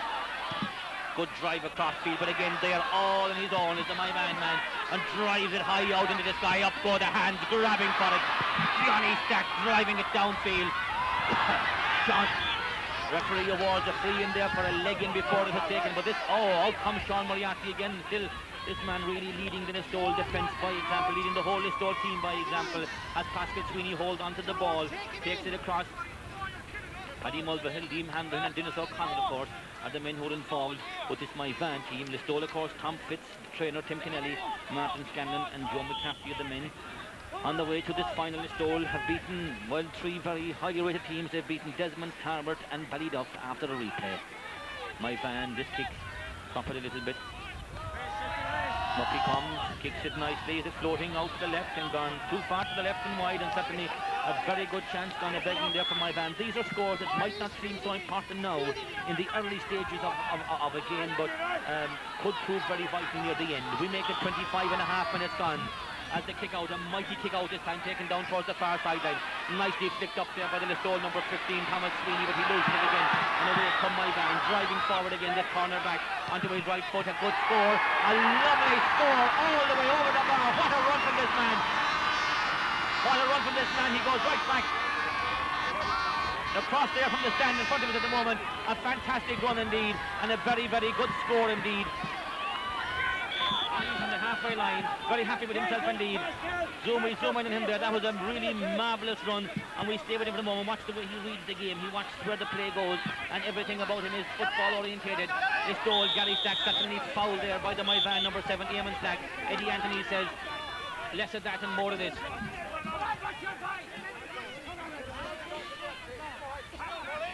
This free kick to be taken by Stephen Stack. Stephen Stack, good ball into Gary, who's all in his own. Gary now is onto his left leg. He loses the ball. Gary, very tall, strong, playing individual. Back he plays it to his midfield partner, Listowel. Scored back to Stephen Stack. Looks like a man that could score from here. Stephen Stack's kick is a mighty one. A mighty kick from Stephen Stack. And what a score from Stephen Stack, all the way over the bar. And he's urging on his team now, Stephen Stack. 26 and a half minutes gone when that score came. That was an absolutely super score, as indeed was the score before that. Thomas Sheehy got the man from Shannon Golden. Won't forget that point. We make it 5 points to 2 as we enter the final 5 minutes of this North Kerry Senior Championship first half, and the ball driven down again. Listowel now coming more into their stride. Mike Mulvihill gets a good ball inside. Oh, almost touching the ground. This Moyvane man, the number 12, onto his right foot, almost fouled with the ball flicked inside here into space, which was pulled in the ground here. Moyvane man is free inside, a chance of a score here. It should be over the bar, indeed it is. A very good move from Moyvane there. A lucky break in one sense, I suppose, but when he turned around there, Pascal Sweeney, well, was involved in pulling it in along the ground, and he knew it was coming in that direction, but it was grabbed in there eventually by David Crockett Maloney, the youngest man on the field, and he took it nicely over the bar. Young Crockett Maloney. The scoreboard reads now 6 points to 2, 4 points between the sides. Moyvane driving forward again. Exactly 28 minutes gone here in Listowel, or in Finuge. 28 minutes gone as we drive forward again. But the Listowel defence really depending a lot on Stephen Stack today and Sean Moriarty. Pa Gallivan playing his heart out, but this time the ball going towards the sideline. But the Listowel coming for it. Will he keep it in play? Unlucky to do so, John Hartnett. And this is to be taken down here directly in front of us by Mike Scanlon. Mike Scanlon, Upper Ockram. From a farming background, former Kerry minor and county medal winner, Whitfield Rangers. Up comes Pascal Sweeney, kicks a dangerous ball inside into the chest of the cool, calm Derek Dalton, and Derek D. Out he kicks it to the middle of the field. Gary Stack loses it, pulled on the ground, and there Moyvane man running in. The Moyvane team very, very fit. Oh, leg in there, referee says a free into Moyvane, and young Carney is down on the ground. Morris, the farmer, Erendala, but Farord and Ladshaw grabs the ball. He says Big Mega Bra, looking forward to a little breather possibly at half time. Well, certainly anybody's game, I suppose. Moyvane certainly playing by far the better football, the more constructive football in this first half. The kick this time from young Carney, driven inside, breaks down inside, but well broken down and well cut again in the breakdown by Billy McKelligan. He's a staunch corner back out to Paddy, or to Gary Stack rather. Gary Stack, or Paddy Buckley rather. Paddy Buckley driving it downfield. Oh, broken down nicely in there, but again held in there by this staunch Joe O'Keefe, and gets the ball out again from Moyvane, playing a very, very constructive type of football. Down the field it comes, bounces off the chest of Mike Mulvihill. He goes back and retrieves again. Mike, who is losing a little bit of the Gruiger ball, but he kicks it inside again. And well grabbed in there by Carney. Carney twisting it inside to Pascal Sweeney. Sweeney onto his left foot, gets it inside again to the other Carney boy. The other Carney boy kicks it in his ball. Oh, lovely, lovely score from the banker. The banker puts it into the safe between the paws, and another good score for Moyvane, making the score now 6 points.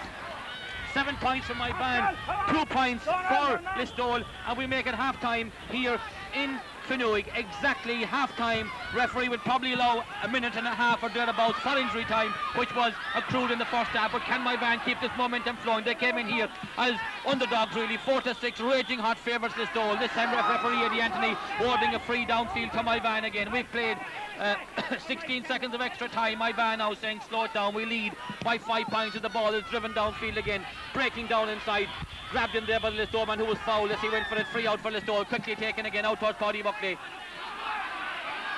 Paddy Buckley, the trainee electrician, driving downfield over the sideline again, and all the breaks appear to be going Moyvane's direction at the moment.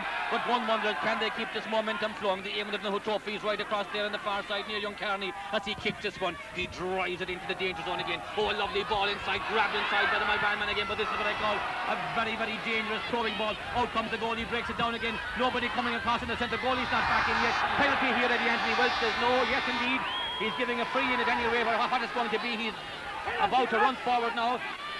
Paddy is calling for a penalty. Paddy Mulvihill is calling for a penalty. I haven't seen Johnny yet. He's gone back to consult with the umpires. If it's a free, it has to be a penalty, but it comes in injury time. Paddy Mulvihill going in to see about to throw in the towel. We come back if it is Paddy. We stay with the referee. Hold on, he's going in. He's awarding a free in from just. He's awarding a free in. Yes, it was a judge to have been outside as Listowel introduced Mike Kennelly, the son of Tim Kennelly, just coming into the fray before half time. This youngster that we spoke about so often before. Noel Kennelly rather, another score for Moyvane, coming after exactly 31 minutes and 40 seconds played in the first half. It's half time here in Finuge, and certainly as the players make their way into the field, Nobody could have thought that Moyvane would be leading by 6 points at half-time on a scoreline of 8 points to 2. Paddy says he's keeping them outside onto the playing field. They come out here, Paddy calling them in here, and he is going to bring them in here right below in front of us, down on the ground, and possibly he's going to keep them out, keep them at the same temperature, which would be sort of room temperature, I suppose. And certainly this is a game now that certainly seems to be going away from Listowel's grasp. We'll have to wait and see what happens. With me at half-time, Seamus O'Neill and Billy Keane. Seamus, a very, very tough first half, but totally in Moyvane's favour. Moyvane are well on top. They're well on top in midfield. And not one of the Listowel forwards scored. The 2 points they got were scored from midfield and centre half-back. And that has been Listowel's undoing all along in the championship. Would you have believed that this scoreline was possible at half-time before today's game? No, I thought the Listowel defence would be too good for the Moyvane attack. But it has turned out the other way. Can you see Moyvane staying in front now? If they keep playing as they are, they certainly will. Billy, a disappointing performance so far from Listowel. They're not playing up to their potential at all, or is it that they're not being allowed to play? I think that's it. Moyvane are superb so far, and I think Moyvane picked their team very intelligently. They put Johnny Stack centre forward and tied up our best player, Stephen Stack. And I think unless Listowel free Stephen Stack from a marking role and let him play midfield or centre forward where he can get on the ball more and attack, things are going to get worse for Listowel. Moyvane are well on top at midfield, and they seem to be getting any few breaks that are going as well. Really, it's very hard to see Listowel coming back, but then again, Listowel have a tough team, and if they get maybe a goal or a couple of scores early on, then it'll put Moyvane under pressure. But really, it's Moyvane are well on top at the moment. Thank you, Billy. And team there, they have gone up under the scoreboard, hoping to keep it that way in case it changes at half-time. And Paddy Mulvihill certainly has drilled this team very, very well. Remember, he trained them before in 89 and 90, and now they're 6 points ahead. They have nobody to blame for it if they lose this North Kerry Senior Championship final at this stage. With me, a man who's very happy at half-time, but as he will tell you, it's never over, Johnny, until the fat lady sings. No, Moyvane is playing very well, Paddy, and we're very pleased with their performance so far. But as you know, well, there's another 30 minutes to play. But if Moyvane can keep up this performance, we should win. But Listowel fought back against Ballyduff last Sunday, so we'll be expecting a big fight back from him in the second half. But as Moyvane man, I hope we can keep going. The boys are playing very well. There's an unbelievable hunger about them. They're fighting for every ball from the corner back to the corner forward. And I mean, the wing back, that Tamashi, he scored a fabulous point there. They came out of the dressing room very determined to very well, and they've been brought out excellently. I hope they keep it going for the Moyvane's sake, and I know they'll give it everything. They're playing typical Moyvane football with heart and spirit and playing the ball long. Have you taken your tablet at half-time, Johnny? I left it at home, but the way they're playing, I don't need it. Thank you very much. Probably the youngest supporter at the game today. It looks to be a young little baby in the hands of Nuala Kennelly, wife of Timmy Kennelly, as the Listowel team are about to come out onto the field now very shortly. The Listowel team now coming out onto the field again for the second half. It'll be very interesting to see what Tom Fitzgerald has said to them, but certainly they have it all to play for in the second half. They're a team who've come back before from the dead, and certainly today, well, time will tell now if they can do that or not. It's all to play for in these final 30 minutes of the 1995 Heineken-sponsored North Kerry Senior Championship football final. Referee Edward Anthony about to throw in the ball for the final 30 minutes. 8 points to 2 to scored at half-time. He's looking at his watch. These are the vital stages, the early start of this the early part of this first half. Well, this is the time really, the early part of the second half rather is the time really when, well, certainly Listowel would be needing a few scores indeed. They have good enough support in the crowd. Moyvane have huge support, and Listowel certainly have played marvellous football on their way to this North Kerry final, often playing the best of it in the second half. And Pa Gallivan now coming out to take this one. Pa kicking it high, downfield it goes, a good ball down there towards the centre half forward. The Moyvane defence coming out again, and certainly Jackie Mulvihill, Massey, Joe, Tomas, Mike and Eamon playing very, very well in there. And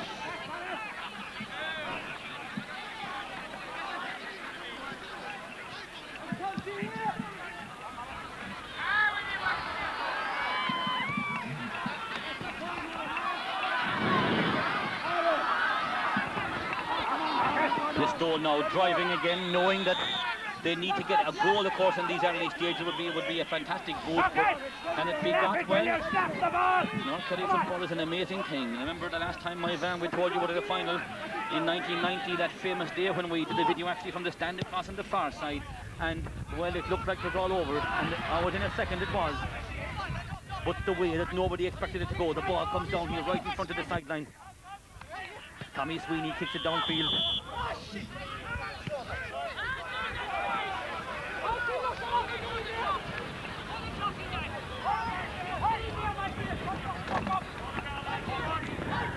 Down it goes, over the sideline.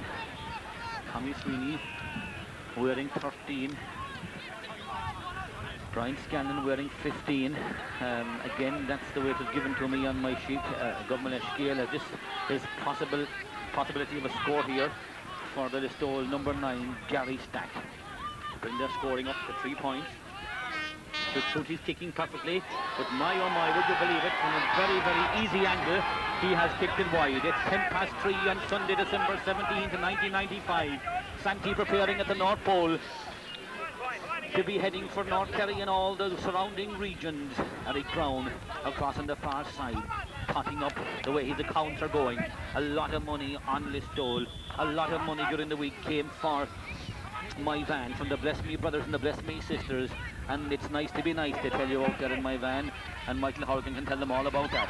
The ball is touched on the ground. Eddie Anthony says he spots it and he calls it a little bit late, and it's a free up field for Moyvane. Bit of action over there. We stay with the work. We've got a bit closer on that, Sean Brendan, as we move right in there. A bit of action off the ball, but it's only just for a brief moment, and referee Eddie Anthony brings the ball forward again for Moyvane. This time it's kicked upfield, a high probing ball into the sky, up for the hands, grabbing for it, well grabbed there with a push on the back, and it's a free from where the ball landed, referee says.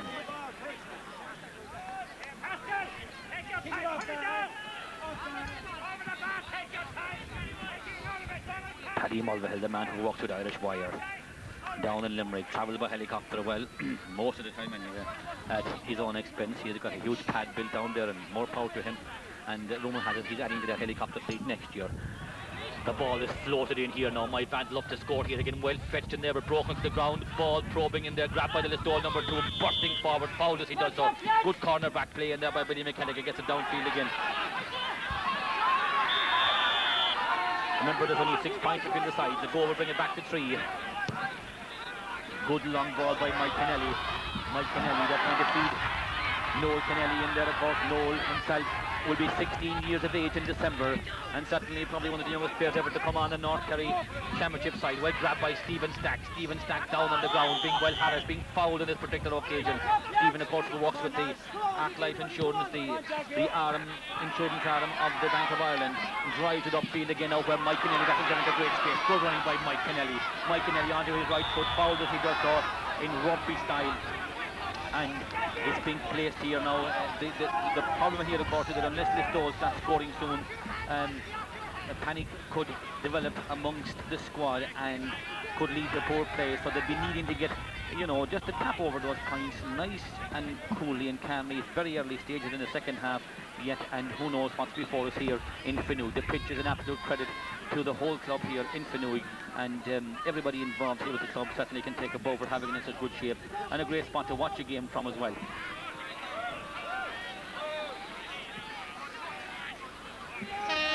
This pitch now kicked nicely by Mike Kennelly, but nice distance, but out to the left and wide again, and certainly it's not Listowel's day at all today. We can tell you the scoreboard still reads 8 points to 2, and we have played exactly 5 minutes and 15 seconds here.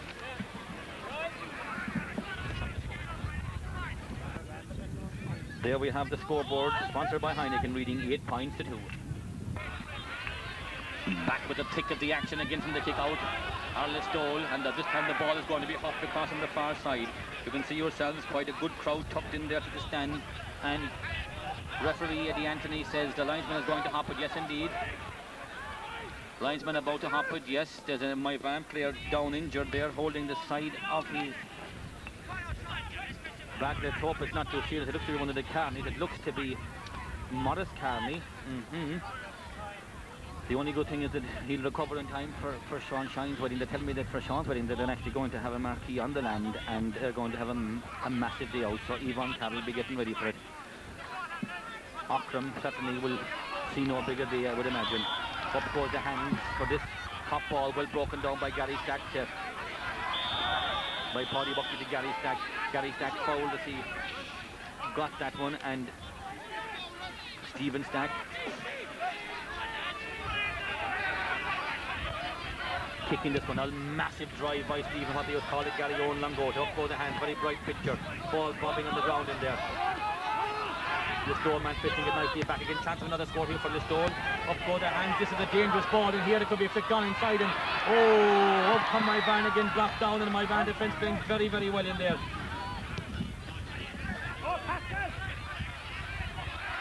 Across the field it comes Pascal Sweeney. These Moyvane was afraid to go in nowhere. They're fussed for every ball, they're fighting for every ball they win, they try to find a man, and they tend to do that in most occasions. The sun getting very, very strong now. Very, very strong now as the ball goes over back in the far side. Moyvane thrusting forward again. Great Moyvane supporting the crowd. Can they get a score here in the second half to settle their nerves again? Often when you're leading by 6 points, it's very, very hard. The sun. A foul as the ball landed there, so they stay with the play there. A free into Moyvane from where the ball. You can see it's very, very bright sun coming right across to us now from that goal. Let's hope it can go back into the south very shortly again. This free kick is directly in front of the goal. It should be a very, very scorer one indeed.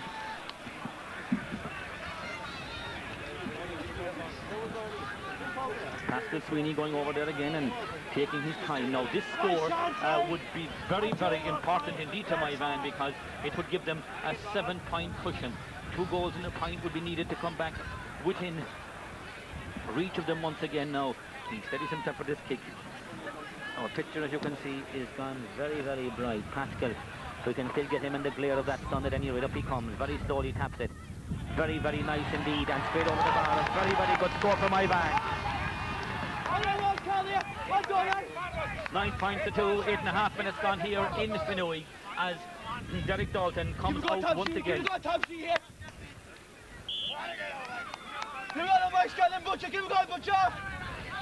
Butcher's been told to keep it going. Mike Scanlon from Upper Rockland being told to keep it going. Butcher, of course, is his nickname. He'd love to be picking up that trophy across on the far side later on, wouldn't he? His side looks like they will at the moment. They're 9 points to 2 in front as we entered in the 9th minute of the first half. Of the second half, should I say. That pull on the ground there. Moyvane getting tough now. Oh, retaliation there. Retaliation, so definitely action wholesale over here. There's a crowd gathering in for Mike Tyson, of course, who came to his World Heavyweight Championship title last night out in the Spectrum in America, and his title fight only lasted for 3.5 rounds. There's more action off the ball. Paddy Mulvihill telling his men to go back. Paddy rushing in there. We come back into the middle of the action again to your left, John Brendan, and where the referee is at the moment. There's action all over the place. Linesman coming in below as well. We have only one camera, we can't follow it all, but let me tell you, it's hot stuff at anyway. It adds, I suppose, a bit of variety to it. It's nothing really serious, but certainly the left picture again here, we have a bit more. We keep a little bit of a white picture actually now, just to see what's happening. That's it, and at least we're covering a bit more ground, but there's a man down on the playing surface at the moment, and that's a Moyvane player.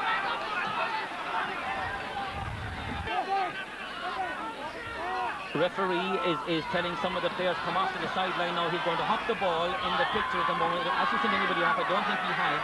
He's going to hop the ball right across on the far side. Eamon Stack was the man who was down injured. Paddy Mulvihill is in there to the right of picture, and this is a lot of time, roughly 2.5 minutes. I make it so far have elapsed of injury time here. We zoom in there again, and Paddy Mulvihill fairly close in that picture there, yes. And Paddy's calling for a stretcher. Eamon Stack appears to be in big trouble, and this will be a very, very big blow indeed if he has to leave the field, because he was playing a marvellous game for Moyvane, and it now looks like he may have to leave the fray. Well, believe it or not, Eamon has made it a miraculous recovery and appears to be fine again. Back with the play we go. Moyvane upfield with the action again. We're going to have a very, very tough final 15 minutes here, I would imagine, in Finuge now with lots of possibilities. 11.5 minutes gone. The scoreboard reads 9 points to 2 in favour of the men from Moyvane. Newtown stands co-op country. The men from the town of Listowel in big, big trouble at the moment, unless they can get a score or two. There's I know they tell you that the moment that Moyvane are tugging off another man at the minute, and Eamon Stack is certainly being called to the side over there and told that certainly there is no way that he can continue. And Moyvane are getting ready to bring in possibly Neelis Mulvihill, I'm not sure, but there's one fine-looking blondie boy on the sideline being viewed on by some Colini across on the far side, and certainly it looks like Eamon Stack has gone for attention right over there. We can get in close on the picture, right across in the stand where the man with the yellow jacket is. Eamon is gone down there and is having treatment as into the field goes Neelis Mulvihill. Neelis Mulvihill, another Mulvihill gone in. They're breathing those Mulvihills like flies out there in my van.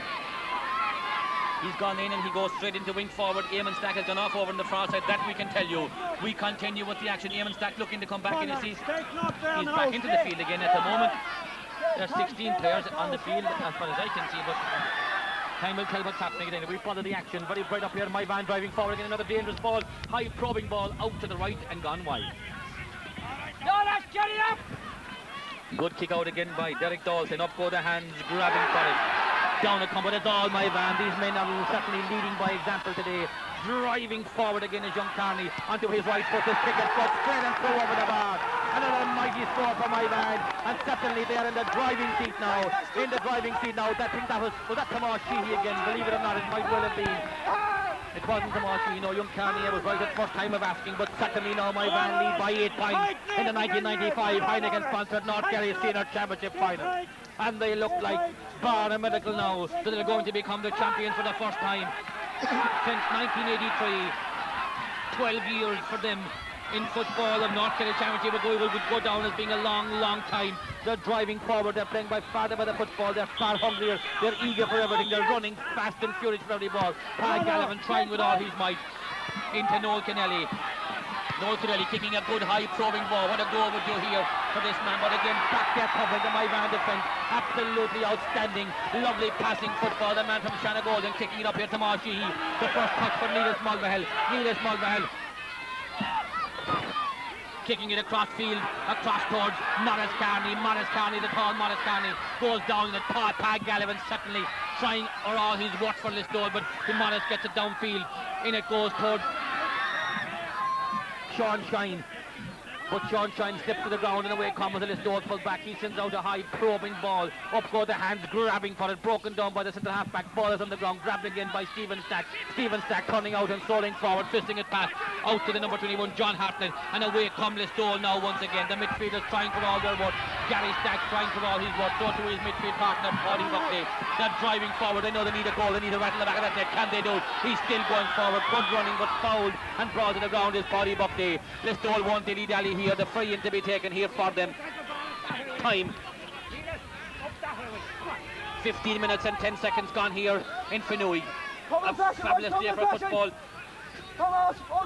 7 a week away to Santee time.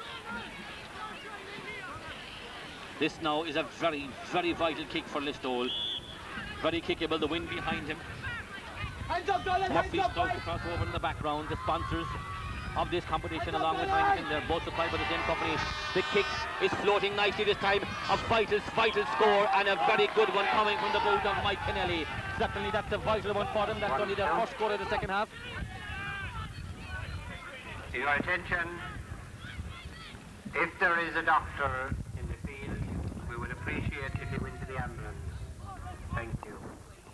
Well, let's hope that that's not a serious omen for Eamon Stack. The ambulance is across from the far side, and very good organisation that it is here. But certainly a doctor being called to visit Eamon Stack. Let's hope that it's only a precautionary thing. The kick out is taken again, a poor kick out, but out there to grab it is Tomas Sheehy, the man from Shanagolden, the nephew, of course, of Bernie Callahan, his uncle, of course. And this man, believe it or not, has played for the Limerick Miners and the Limerick Miners and Limerick under 21s. His uncle, of course, has a Parliament Auckland, but he also won a Sigerson medal with UCC. So this fella has the breeding, the Moyvane breeding. He's played a bit of football in Cork. And Mike Scanlon, this tough line-hearted Mike, gets the ball upfield again. A good drive in. Pascal playing very well. A good ball by Pascal out again to Morris Carney. Morris Carney flicking inside, going forward. Playing a great game, this Morris Carney. Morris Carney kicking it back. And certainly another massive score for the Moyvane man. Another massive score. He's been tapped on the back again. This man's Carney, certainly they're proving their work. This Carney was playing outstanding football. And now Moyvane lead by 11 points to 3. Paddy Mulvihill, I can see his cheeks are getting red. The froth is coming down the side of his mouth. Johnny is getting hoarse. The whole backroom team of Dennis O'Connor, Liam Hanrahan. They beat Ballydonoghue, Finuge and Dewar on their way to this final and gave Dewar a right dressing. I spoke last night to a man called Dan Nelligan, a great North Kerry footballer. He said, Dan, how do you think today's North Kerry final will go? He said, I think Moyvane will walk it, he said. I said, what makes you say that? He said, I think they beat a very good Dewar team. Well, so far he's proving it right. The Dewar defence certainly are absolutely outstanding. Jackie Mulvihill and Joe O'Keefe, Mossy Mulvihill in there from Musilla. Absolutely outstanding. There'll be celebrations in Octram and Leitrim tonight in the village and all over Kilbaha as well, because there'll certainly be no bank open in Macomb tomorrow morning by the Ulster Bank. Certainly if that family by Donald has anything to do with it. Come on now, Mikey, you get the score by Mike Mulvihill now driving forward again. Driving forward, but Mike is on the ground, brought down. The referee says no, he fell to the ground. Mike game it full forward in there. This goal now, Tom Shapowell doing all in his might to get this goal launched and an attack to bring them a goal. If they got a goal, it would put a little bit of life back into their performance at any rate, because so far this Moyvane team would certainly have to go down as one of the best performances from any team who came into a North Kerry final as total outsiders, are certainly really showing a level of football and fitness as good as I've seen in any final for a long time, because they're running and fighting for every ball, they're blocking down, they're chasing in packs. You can see quite a large crowd on the sideline. Here's Mike Scanlon, kicks it on upfield.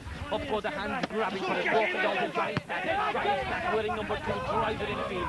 Certainly playing a marvellous game. Into his other number 2 who grabbed it in there, Billy McKelligan. Billy McKelligan turning onto his fist fight, passing it out to Stephen Stack. Stephen Stack getting it back out to Billy again. Billy knows his side trailed by 11 points to 3. Moyvane again dropping it. Nevis Mulder getting into the fray fairly early on. As he came in with 19 minutes and 18 seconds played. As Morris Carney fouled to keep that ball. Referee Eddie Anthony reacting to the crowd, and he doesn't believe in advantage. Paddy Mulvihill into the pitch there. You see Paddy is dropped off by the ball. Paddy is Eddie Anthony goes in and talks to Mike Slavin, the other linesman, and Eddie Anthony now going upfield to book one of the Listowel men. He's calling him down to him. Is it Tom Sharpo? I'm not sure. No, it's Stephen Stack he's calling down. Is it Stephen? No, he's not calling it. He's just taking a note of it. The whole Shane knows the job in an hour of this. Nihal Lloyd in the offer. But Johnny Stack is going to take it himself. Johnny Stack. This line has to Johnny. His 2 daughters certainly will be getting a nice Christmas present in a little photograph in that famous Eamon O'Donoghue trophy, of course. The trophy sponsored by Castleisle Desmond and Ballylongford many years ago to honour that great patron and that great Gaelic footballer of North Kerry, Eamon O'Donoghue. Now they're being told to get down to the sideline. Johnny Mulvihill telling them to cool. That Dennis O'Connor, I can see him, the chairman, he's smiling. Sean Shine looking across his fiancée in the stand, throwing a little porgy knees, saying it won't be long now. What won't be long, I wonder, Sean? The ball is on the ground. Picked up yet again by Listowel man, pulled on the ground by Moyvane man. Johnny Stack back there, Nevis Mulvihill back there. Listowel man loses it, pulled on the ground again by Sean Shine, and referee Eddie Anthony says he got the boot in. Down with Sean Shine at the moment is Jerome Stack. Jerome Stack quickly taken by Jerome. Down it comes and grabbed again here by the Listowel number 13. Very well played in by Tommy Sweeney. Tommy Sweeney gets the ball inside, but referee had blown his whistle. Eddie Anthony doing a good performance, so perhaps we said the SD man certainly justifying his pitching as a referee in this North Kerry final. He came in for a lot of stick, a lot of criticism in the semi-final, and many thought he wouldn't get it, but it has to be said, looking at it anyway from a neutral point of view, I think he's doing a marvellous job so far, and he certainly will have enjoyed his first North Kerry final. Mike Kennelly kicks it this time, high up over the bar it goes. Listowel's 4th point, 2nd point of the second half, 11 points to 4, and we make it exactly 21 minutes and 38 seconds gone here in Finuge, and surely with Moyvane 7 points ahead in the driving seat, none of the crowd leaving. They have an absolutely huge batch of supporters here with them today, and of course would have carried a lot of the neutral support as well as their goalkeeper Noel Stackpool. Jacqueline from Tarbert, well, they're all waiting for a bit of news soon. Well, give him a chance, it hasn't been long for him. Noel Stackpool from Auckland coming out now. Good drive from Noel. Down the field it goes, grabbed nicely by the Carney man again. This time it's Morris. Morris gets it down to Pagalev, and certainly on my forum book, certainly one of the hardest triers on this Listowel team. He's been fighting a battle right from start to finish. This free kick to be taken by Stephen Stack. 4 points is all Listowel has scored, and certainly they'll be very, very disappointed like that. It looks like a 16 title for Moyvane, having won 15 previously. And Listowel going forward, trying to go for that goal. Kennelly going in forward, Mike still driving forward. Brought to the ground, referee says no, he fell to the ground, and the ball has been waved out for a 45. Well, football certainly is a strange game in North Kerry, because one never ever knows what to expect when it comes to the final, because this is, as I said, the 69th North Kerry Senior Championship final. Moyvane won their first final back in 27, or in 1925. They won it again in 27, 28, 1930, 1932, 36, 37 and 38. They won it 3 in a row. They took a break then again, and they won it again in 59, or 58 and 61. They won it 3 in a row again in 63, 64 and 66, and again in 1983. The kick this time from young Kennelly goes out to the right, heading out, well grabbed in there by the Listowel man. A chance on here again. They really are trying for all their might, Listowel, putting everything into it. Paddy Buckley is trying to drive in there now. Gary Stack in there, Jerome Stack goes in, he goes low for a dangerous ball. It's a goal! Oh my, it looked to be heading from the corner of that net, went over the bar, and certainly was a very dangerous one indeed. That is the time left in the game. We make it exactly 23 minutes and 50 seconds gone, and that makes it roughly 6 minutes left in the game. So Moyvane winning their last title in 83. Listowel won their first in 26.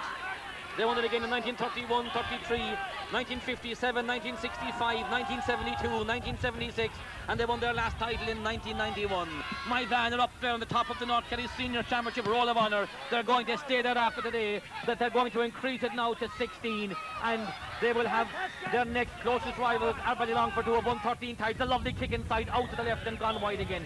Johnny Mulvihill, principal of St. Michael's College, and the president, Uachtaráin and Killarney, down there on the sidelines, very, very happy. His brother Paddy, absolutely over the moon. We'll be hoping never to that Paddy when this game finishes, because Moyvane are going to be crowned the 1995 North Kerry Senior Champions in about 5.5 minutes time. The ball kicked out to the middle of the field again, broken down there again. What is grabbed by Pagalev, and that man seems to be absolutely everywhere. Gets it across field now again, driving forward. Stephen Stack trying to get Listowel to rattle the back of that net, but the defence from Moyvane certainly remaining very, very tight. A tough nut to crack, a very, very tough nut to crack, and of course on any team as well. Listowel driving in another chance of a score here for them. Bernie Callan, of course, will be delighted as well, a former Moyvane man himself, and of course, as well as being chairman of the North Kerry board, he would certainly have to say his heart would be with Moyvane today. Well, this man, Mike Kennelly, has certainly done all in his power when asked of him. Free kicks today, well, missed a few. This one again to bring the score that little bit closer, just to make it 6 to down the gap to 5 points. He kicks it, would you believe it? Straight out over the bar, and the scoreboard does now read 11 points to 6 in favour of Moyvane. Listowel are bringing in their number 20, Shea Gallivan coming in for Listowel, and Moyvane are bringing in their number 17, Mike Broderick. Mike Broderick is coming in for Moyvane. And coming off for Moyvane, well, looking to see who's coming off for Listowel. 13 has come off for Listowel, yes indeed. Number 13, Tommy Sweeney, has come off for Listowel, and time is ticking and ticking away here in Listowel. Well, not sure yet who's come off for Moyvane. I'm watching to see. Oh, Neelis Mulvihill, I think, has come off again, but he did his part when he went on at any rate. And certainly Moyvane now in the driving side. The burning question, I'd love to see Sean Walsh making his appearance onto the field for Moyvane, because when I did my first video of a North Kerry final, they were back in the late 80s when they were beaten by Finuge. Well, from that day on, I've been watching Moyvane, and they've really, more than any other side in North Kerry, get an unbelievable kick out of winning a championship, and it now looks like they're going to do that. Well, of course, along with every team, of course, there are subs as well. Neelis Mulvihill came on, of course. Mike Broderick, of course, who's on now. Sean Welsh is a sub. DJ Mulvihill, Johnny Leahy, Declan Kennelly, Mike Mulvihill, sub-goalie, Ian Kennelly, Oliver Carmody, Pat O'Keefe, Morris Kennelly and Aidan McInerney. Well, all those are part of the squad as well, and anybody will tell you that the subs are every bit as important as anybody else on the team. And this kick out again now, grabbed out here by Moyvane. They're absolutely all over the place. And these Carney brothers at midfield are absolutely running wreck and giving a fantastic supply of balls to their forwards, doing enough, and certainly the work was done in the first half. Now it's all a bonus, what we call the icing on the cake, the almond icing before Santi arrives in Moyvane. He's coming early, no doubt about it. Mikey Broderick driving that ball towards Lila Compound. Up they go for it, breaking down again, but Mike doesn't care if it goes out to Turnafella. As far as he's concerned now, his side are leading by 5 points. We make it exactly 28 minutes gone here in Finuge on this historic Sunday, December 17, 1995. An absolutely fabulous day for football, a fabulous day for North Kerry football, and above all else, it's going to be an absolutely fabulous day for Moyvane.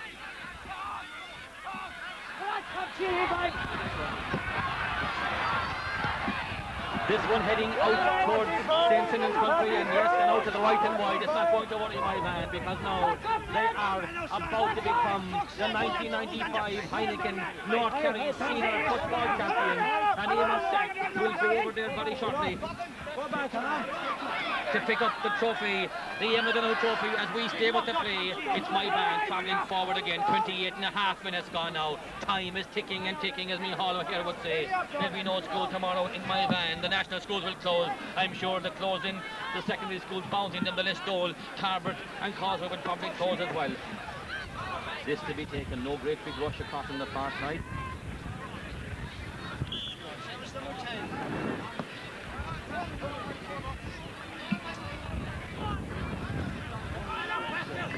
No major rush here, I can see.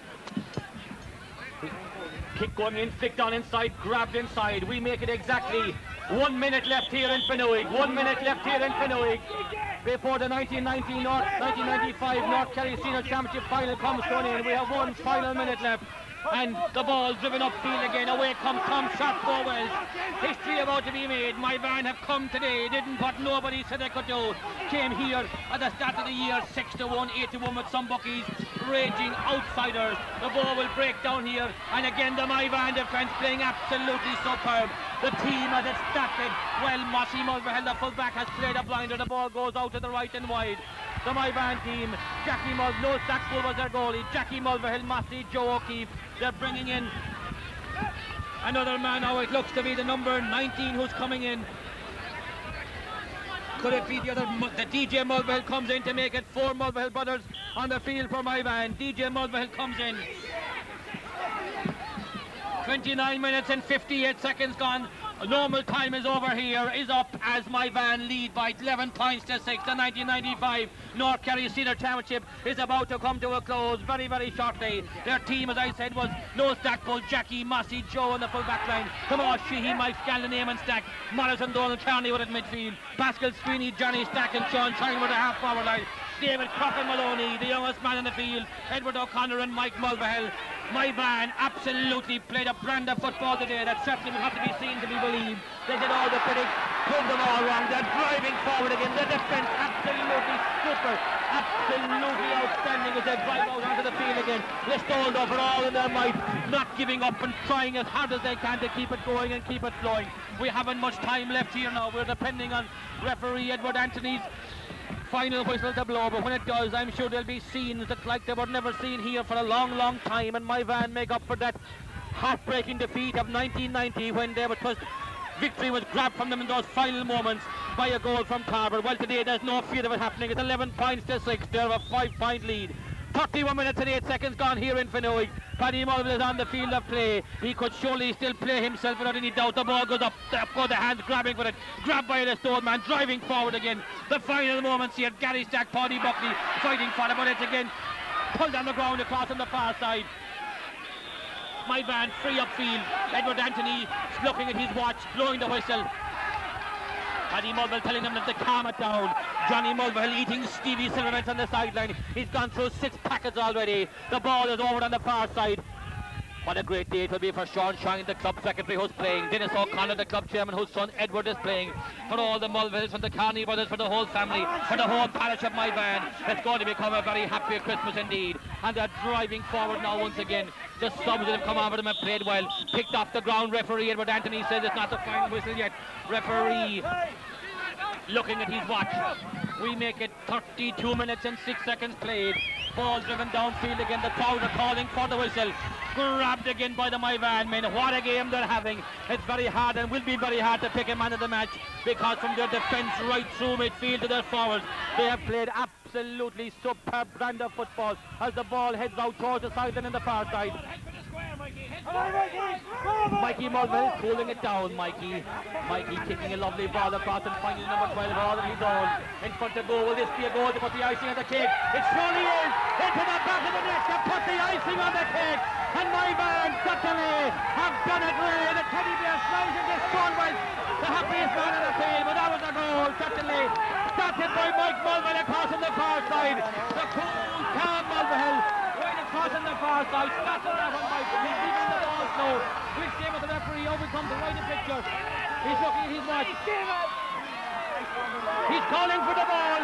And the 1995 North Kerry Senior Championship final is over. There runs Sean Walsh in the picture. What a happy day it is for him, winning the medal. He has so long to win, having played in 6 losing finals, and I'm sure that nobody can take it away from this Moyvane performance. It was absolutely outstanding. At no stage in the game did they look in danger. They fought hard, scored early on, and really in a first half performance, I suppose, epitomised really the performance of the team. They were super fit. They kept it going right throughout. They kept it going right throughout and never ever stopped, fighting all the way. And now they are absolutely over the moon. Yes, indeed, Santi has come early to Moyvane, and Christmas will begin very, very early for them. And I suppose that nobody could take it from them. Everybody will be absolutely thrilled for them. Down to right a picture there, you see, as we get in fairly close, you see some of the Listowel fellas congratulating Sean Walsh, and Sean Walsh being hugged over there, right a picture again actually. There he is in the middle of that thing, tapping them on the back. And for him certainly, I am absolutely delighted. For Moyvane, I am thrilled, because nobody can say that they have trained hard over the last number of years, focused, and they have really and truly put everything into it. Sean Walsh himself, of course, training for the last number of years, and Dennis O'Connor, their whole crew, Liam Hanrahan, and in particular Paddy Mulvihill will be absolutely over the moon. And we'll come back from shot now a little bit, and you can see the large crowd that have come into the field there, and they are absolutely over the moon. It's been a long time coming, but very, very thoroughly deserved. And now we make our way across for the cup presentation on the far side, which will be made by the chairman of the North Kerry board, Bernie O'Callaghan. Damon Stack, the team captain, being lofted high, being taken over the cup presentation, being followed by the mighty band of supporters. Here they come, right across the field. A mighty day for Moyvane, and certainly they probably deserve their victory. Absolutely over the moon indeed. Thank our teams for an outstanding, committed, typical North Kerry Championship game of football that was played here today. This was North Kerry Championship football at its best. And indeed there were one very convincing winners in Moyvane.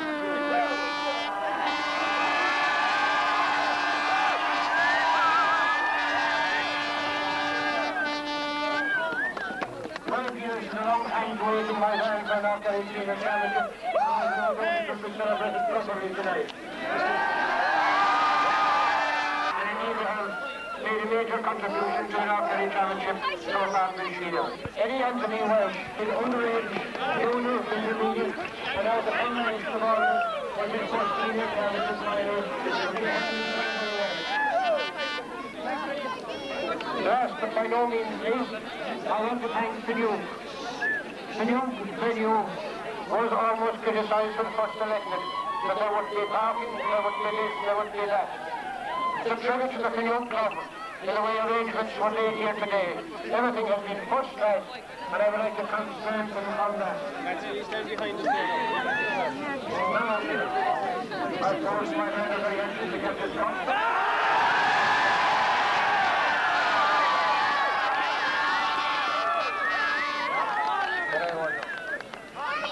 I thought for a minute that I might have a captain to present it to, but like his father, his barbarous powers are recovering.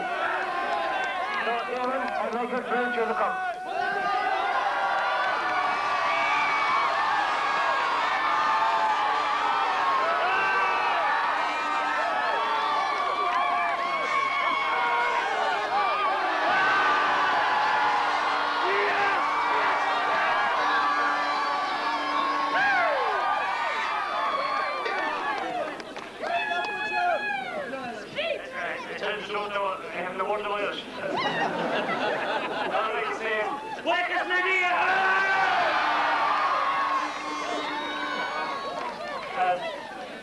Jesus, so many people I'd like to thank for today's success.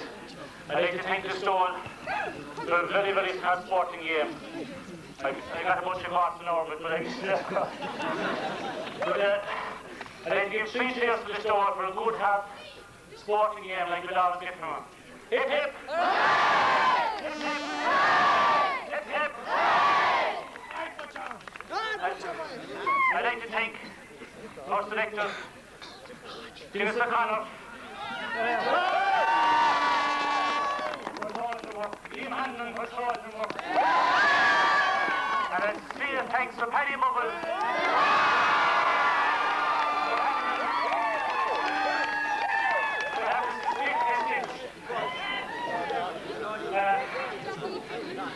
I'd like to thank Wendy Boston for her 5 super sandwiches every day. And you're on the fight for their turkey having something to come to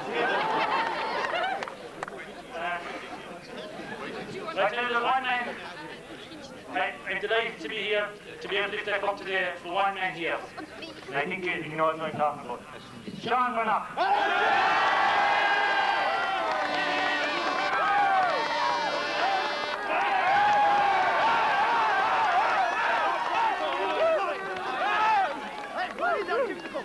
It's all North Kerry Championship medal.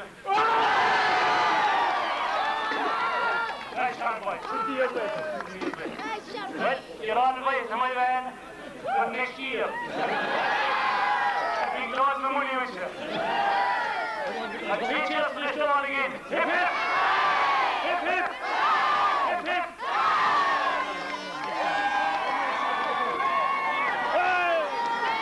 And there we have a very good shot there by Mr. Moriarty from Listowel. Moyvane for the cup and Listowel for the track. Very sporty Listowel men indeed. Please, congratulations. Unbelievable performance. How did you feel at half time with your first half performance?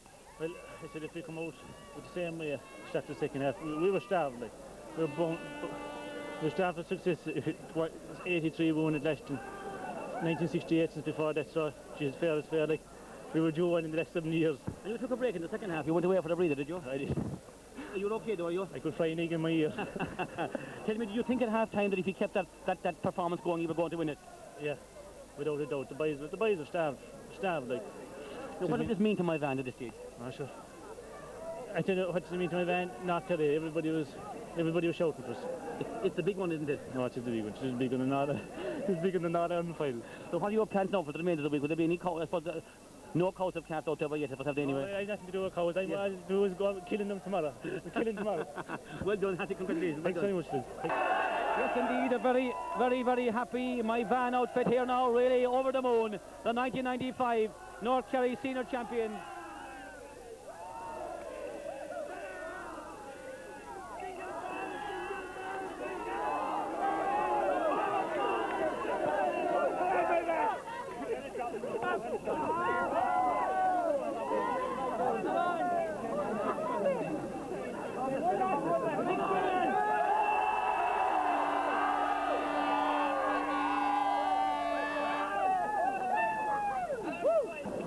Now with me here, hearty congratulations, Paddy Mulvihill. We didn't see it in the week, but an unbelievable performance. You obviously felt confident without being overconfident beforehand. I felt very confident all the week. As you know, I live down in Adair. I must thank my wife for letting me up the whole lot. Very confident actually all the week. I reckon we'd win by about 6 or 7 points.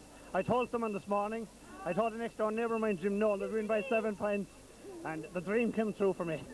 Paddy, the first half performance really was what laid the foundation. It was absolutely superb. I've never seen a hunger like it in any team for a long time in North Kerry.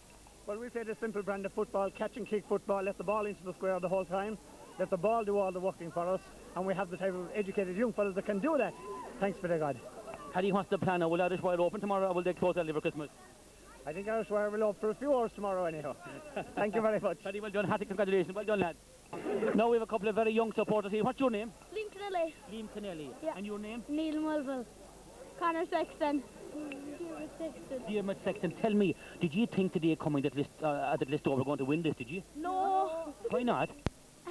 We thought my men are better.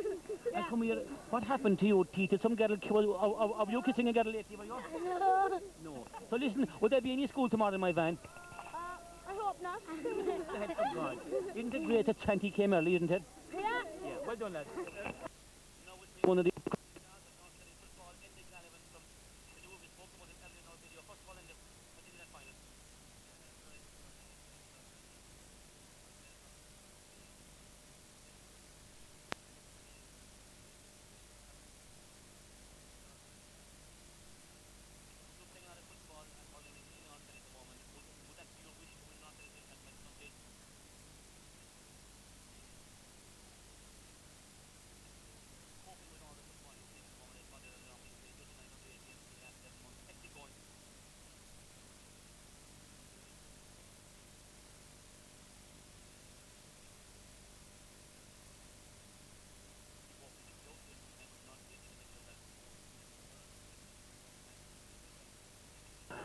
Sean Walsh, no need to ask you how you're feeling at this stage, but did you think he'd win by so much?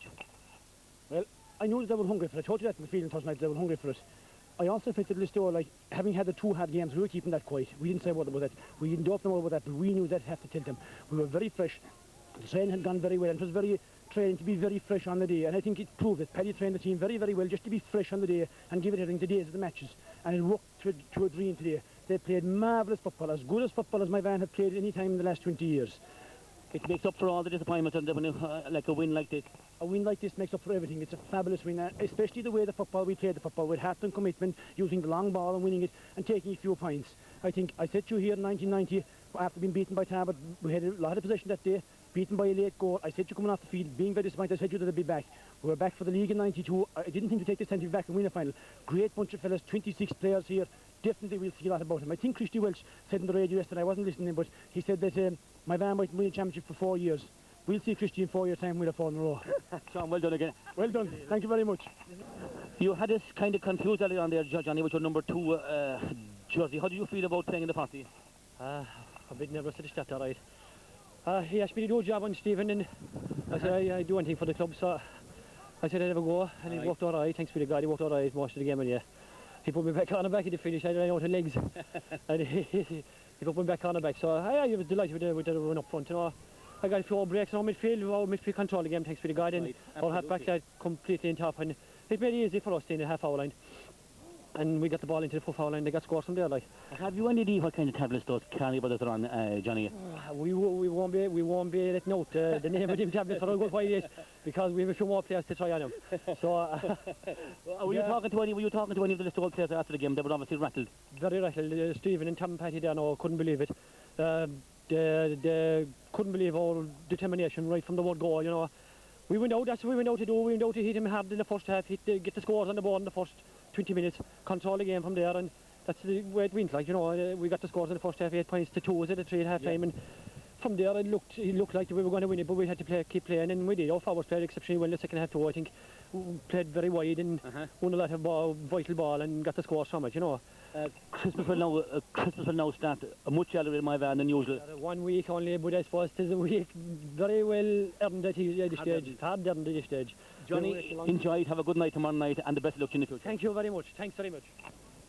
Club chairman Dennis O'Connor, very happy as chairman, and as father the full forward.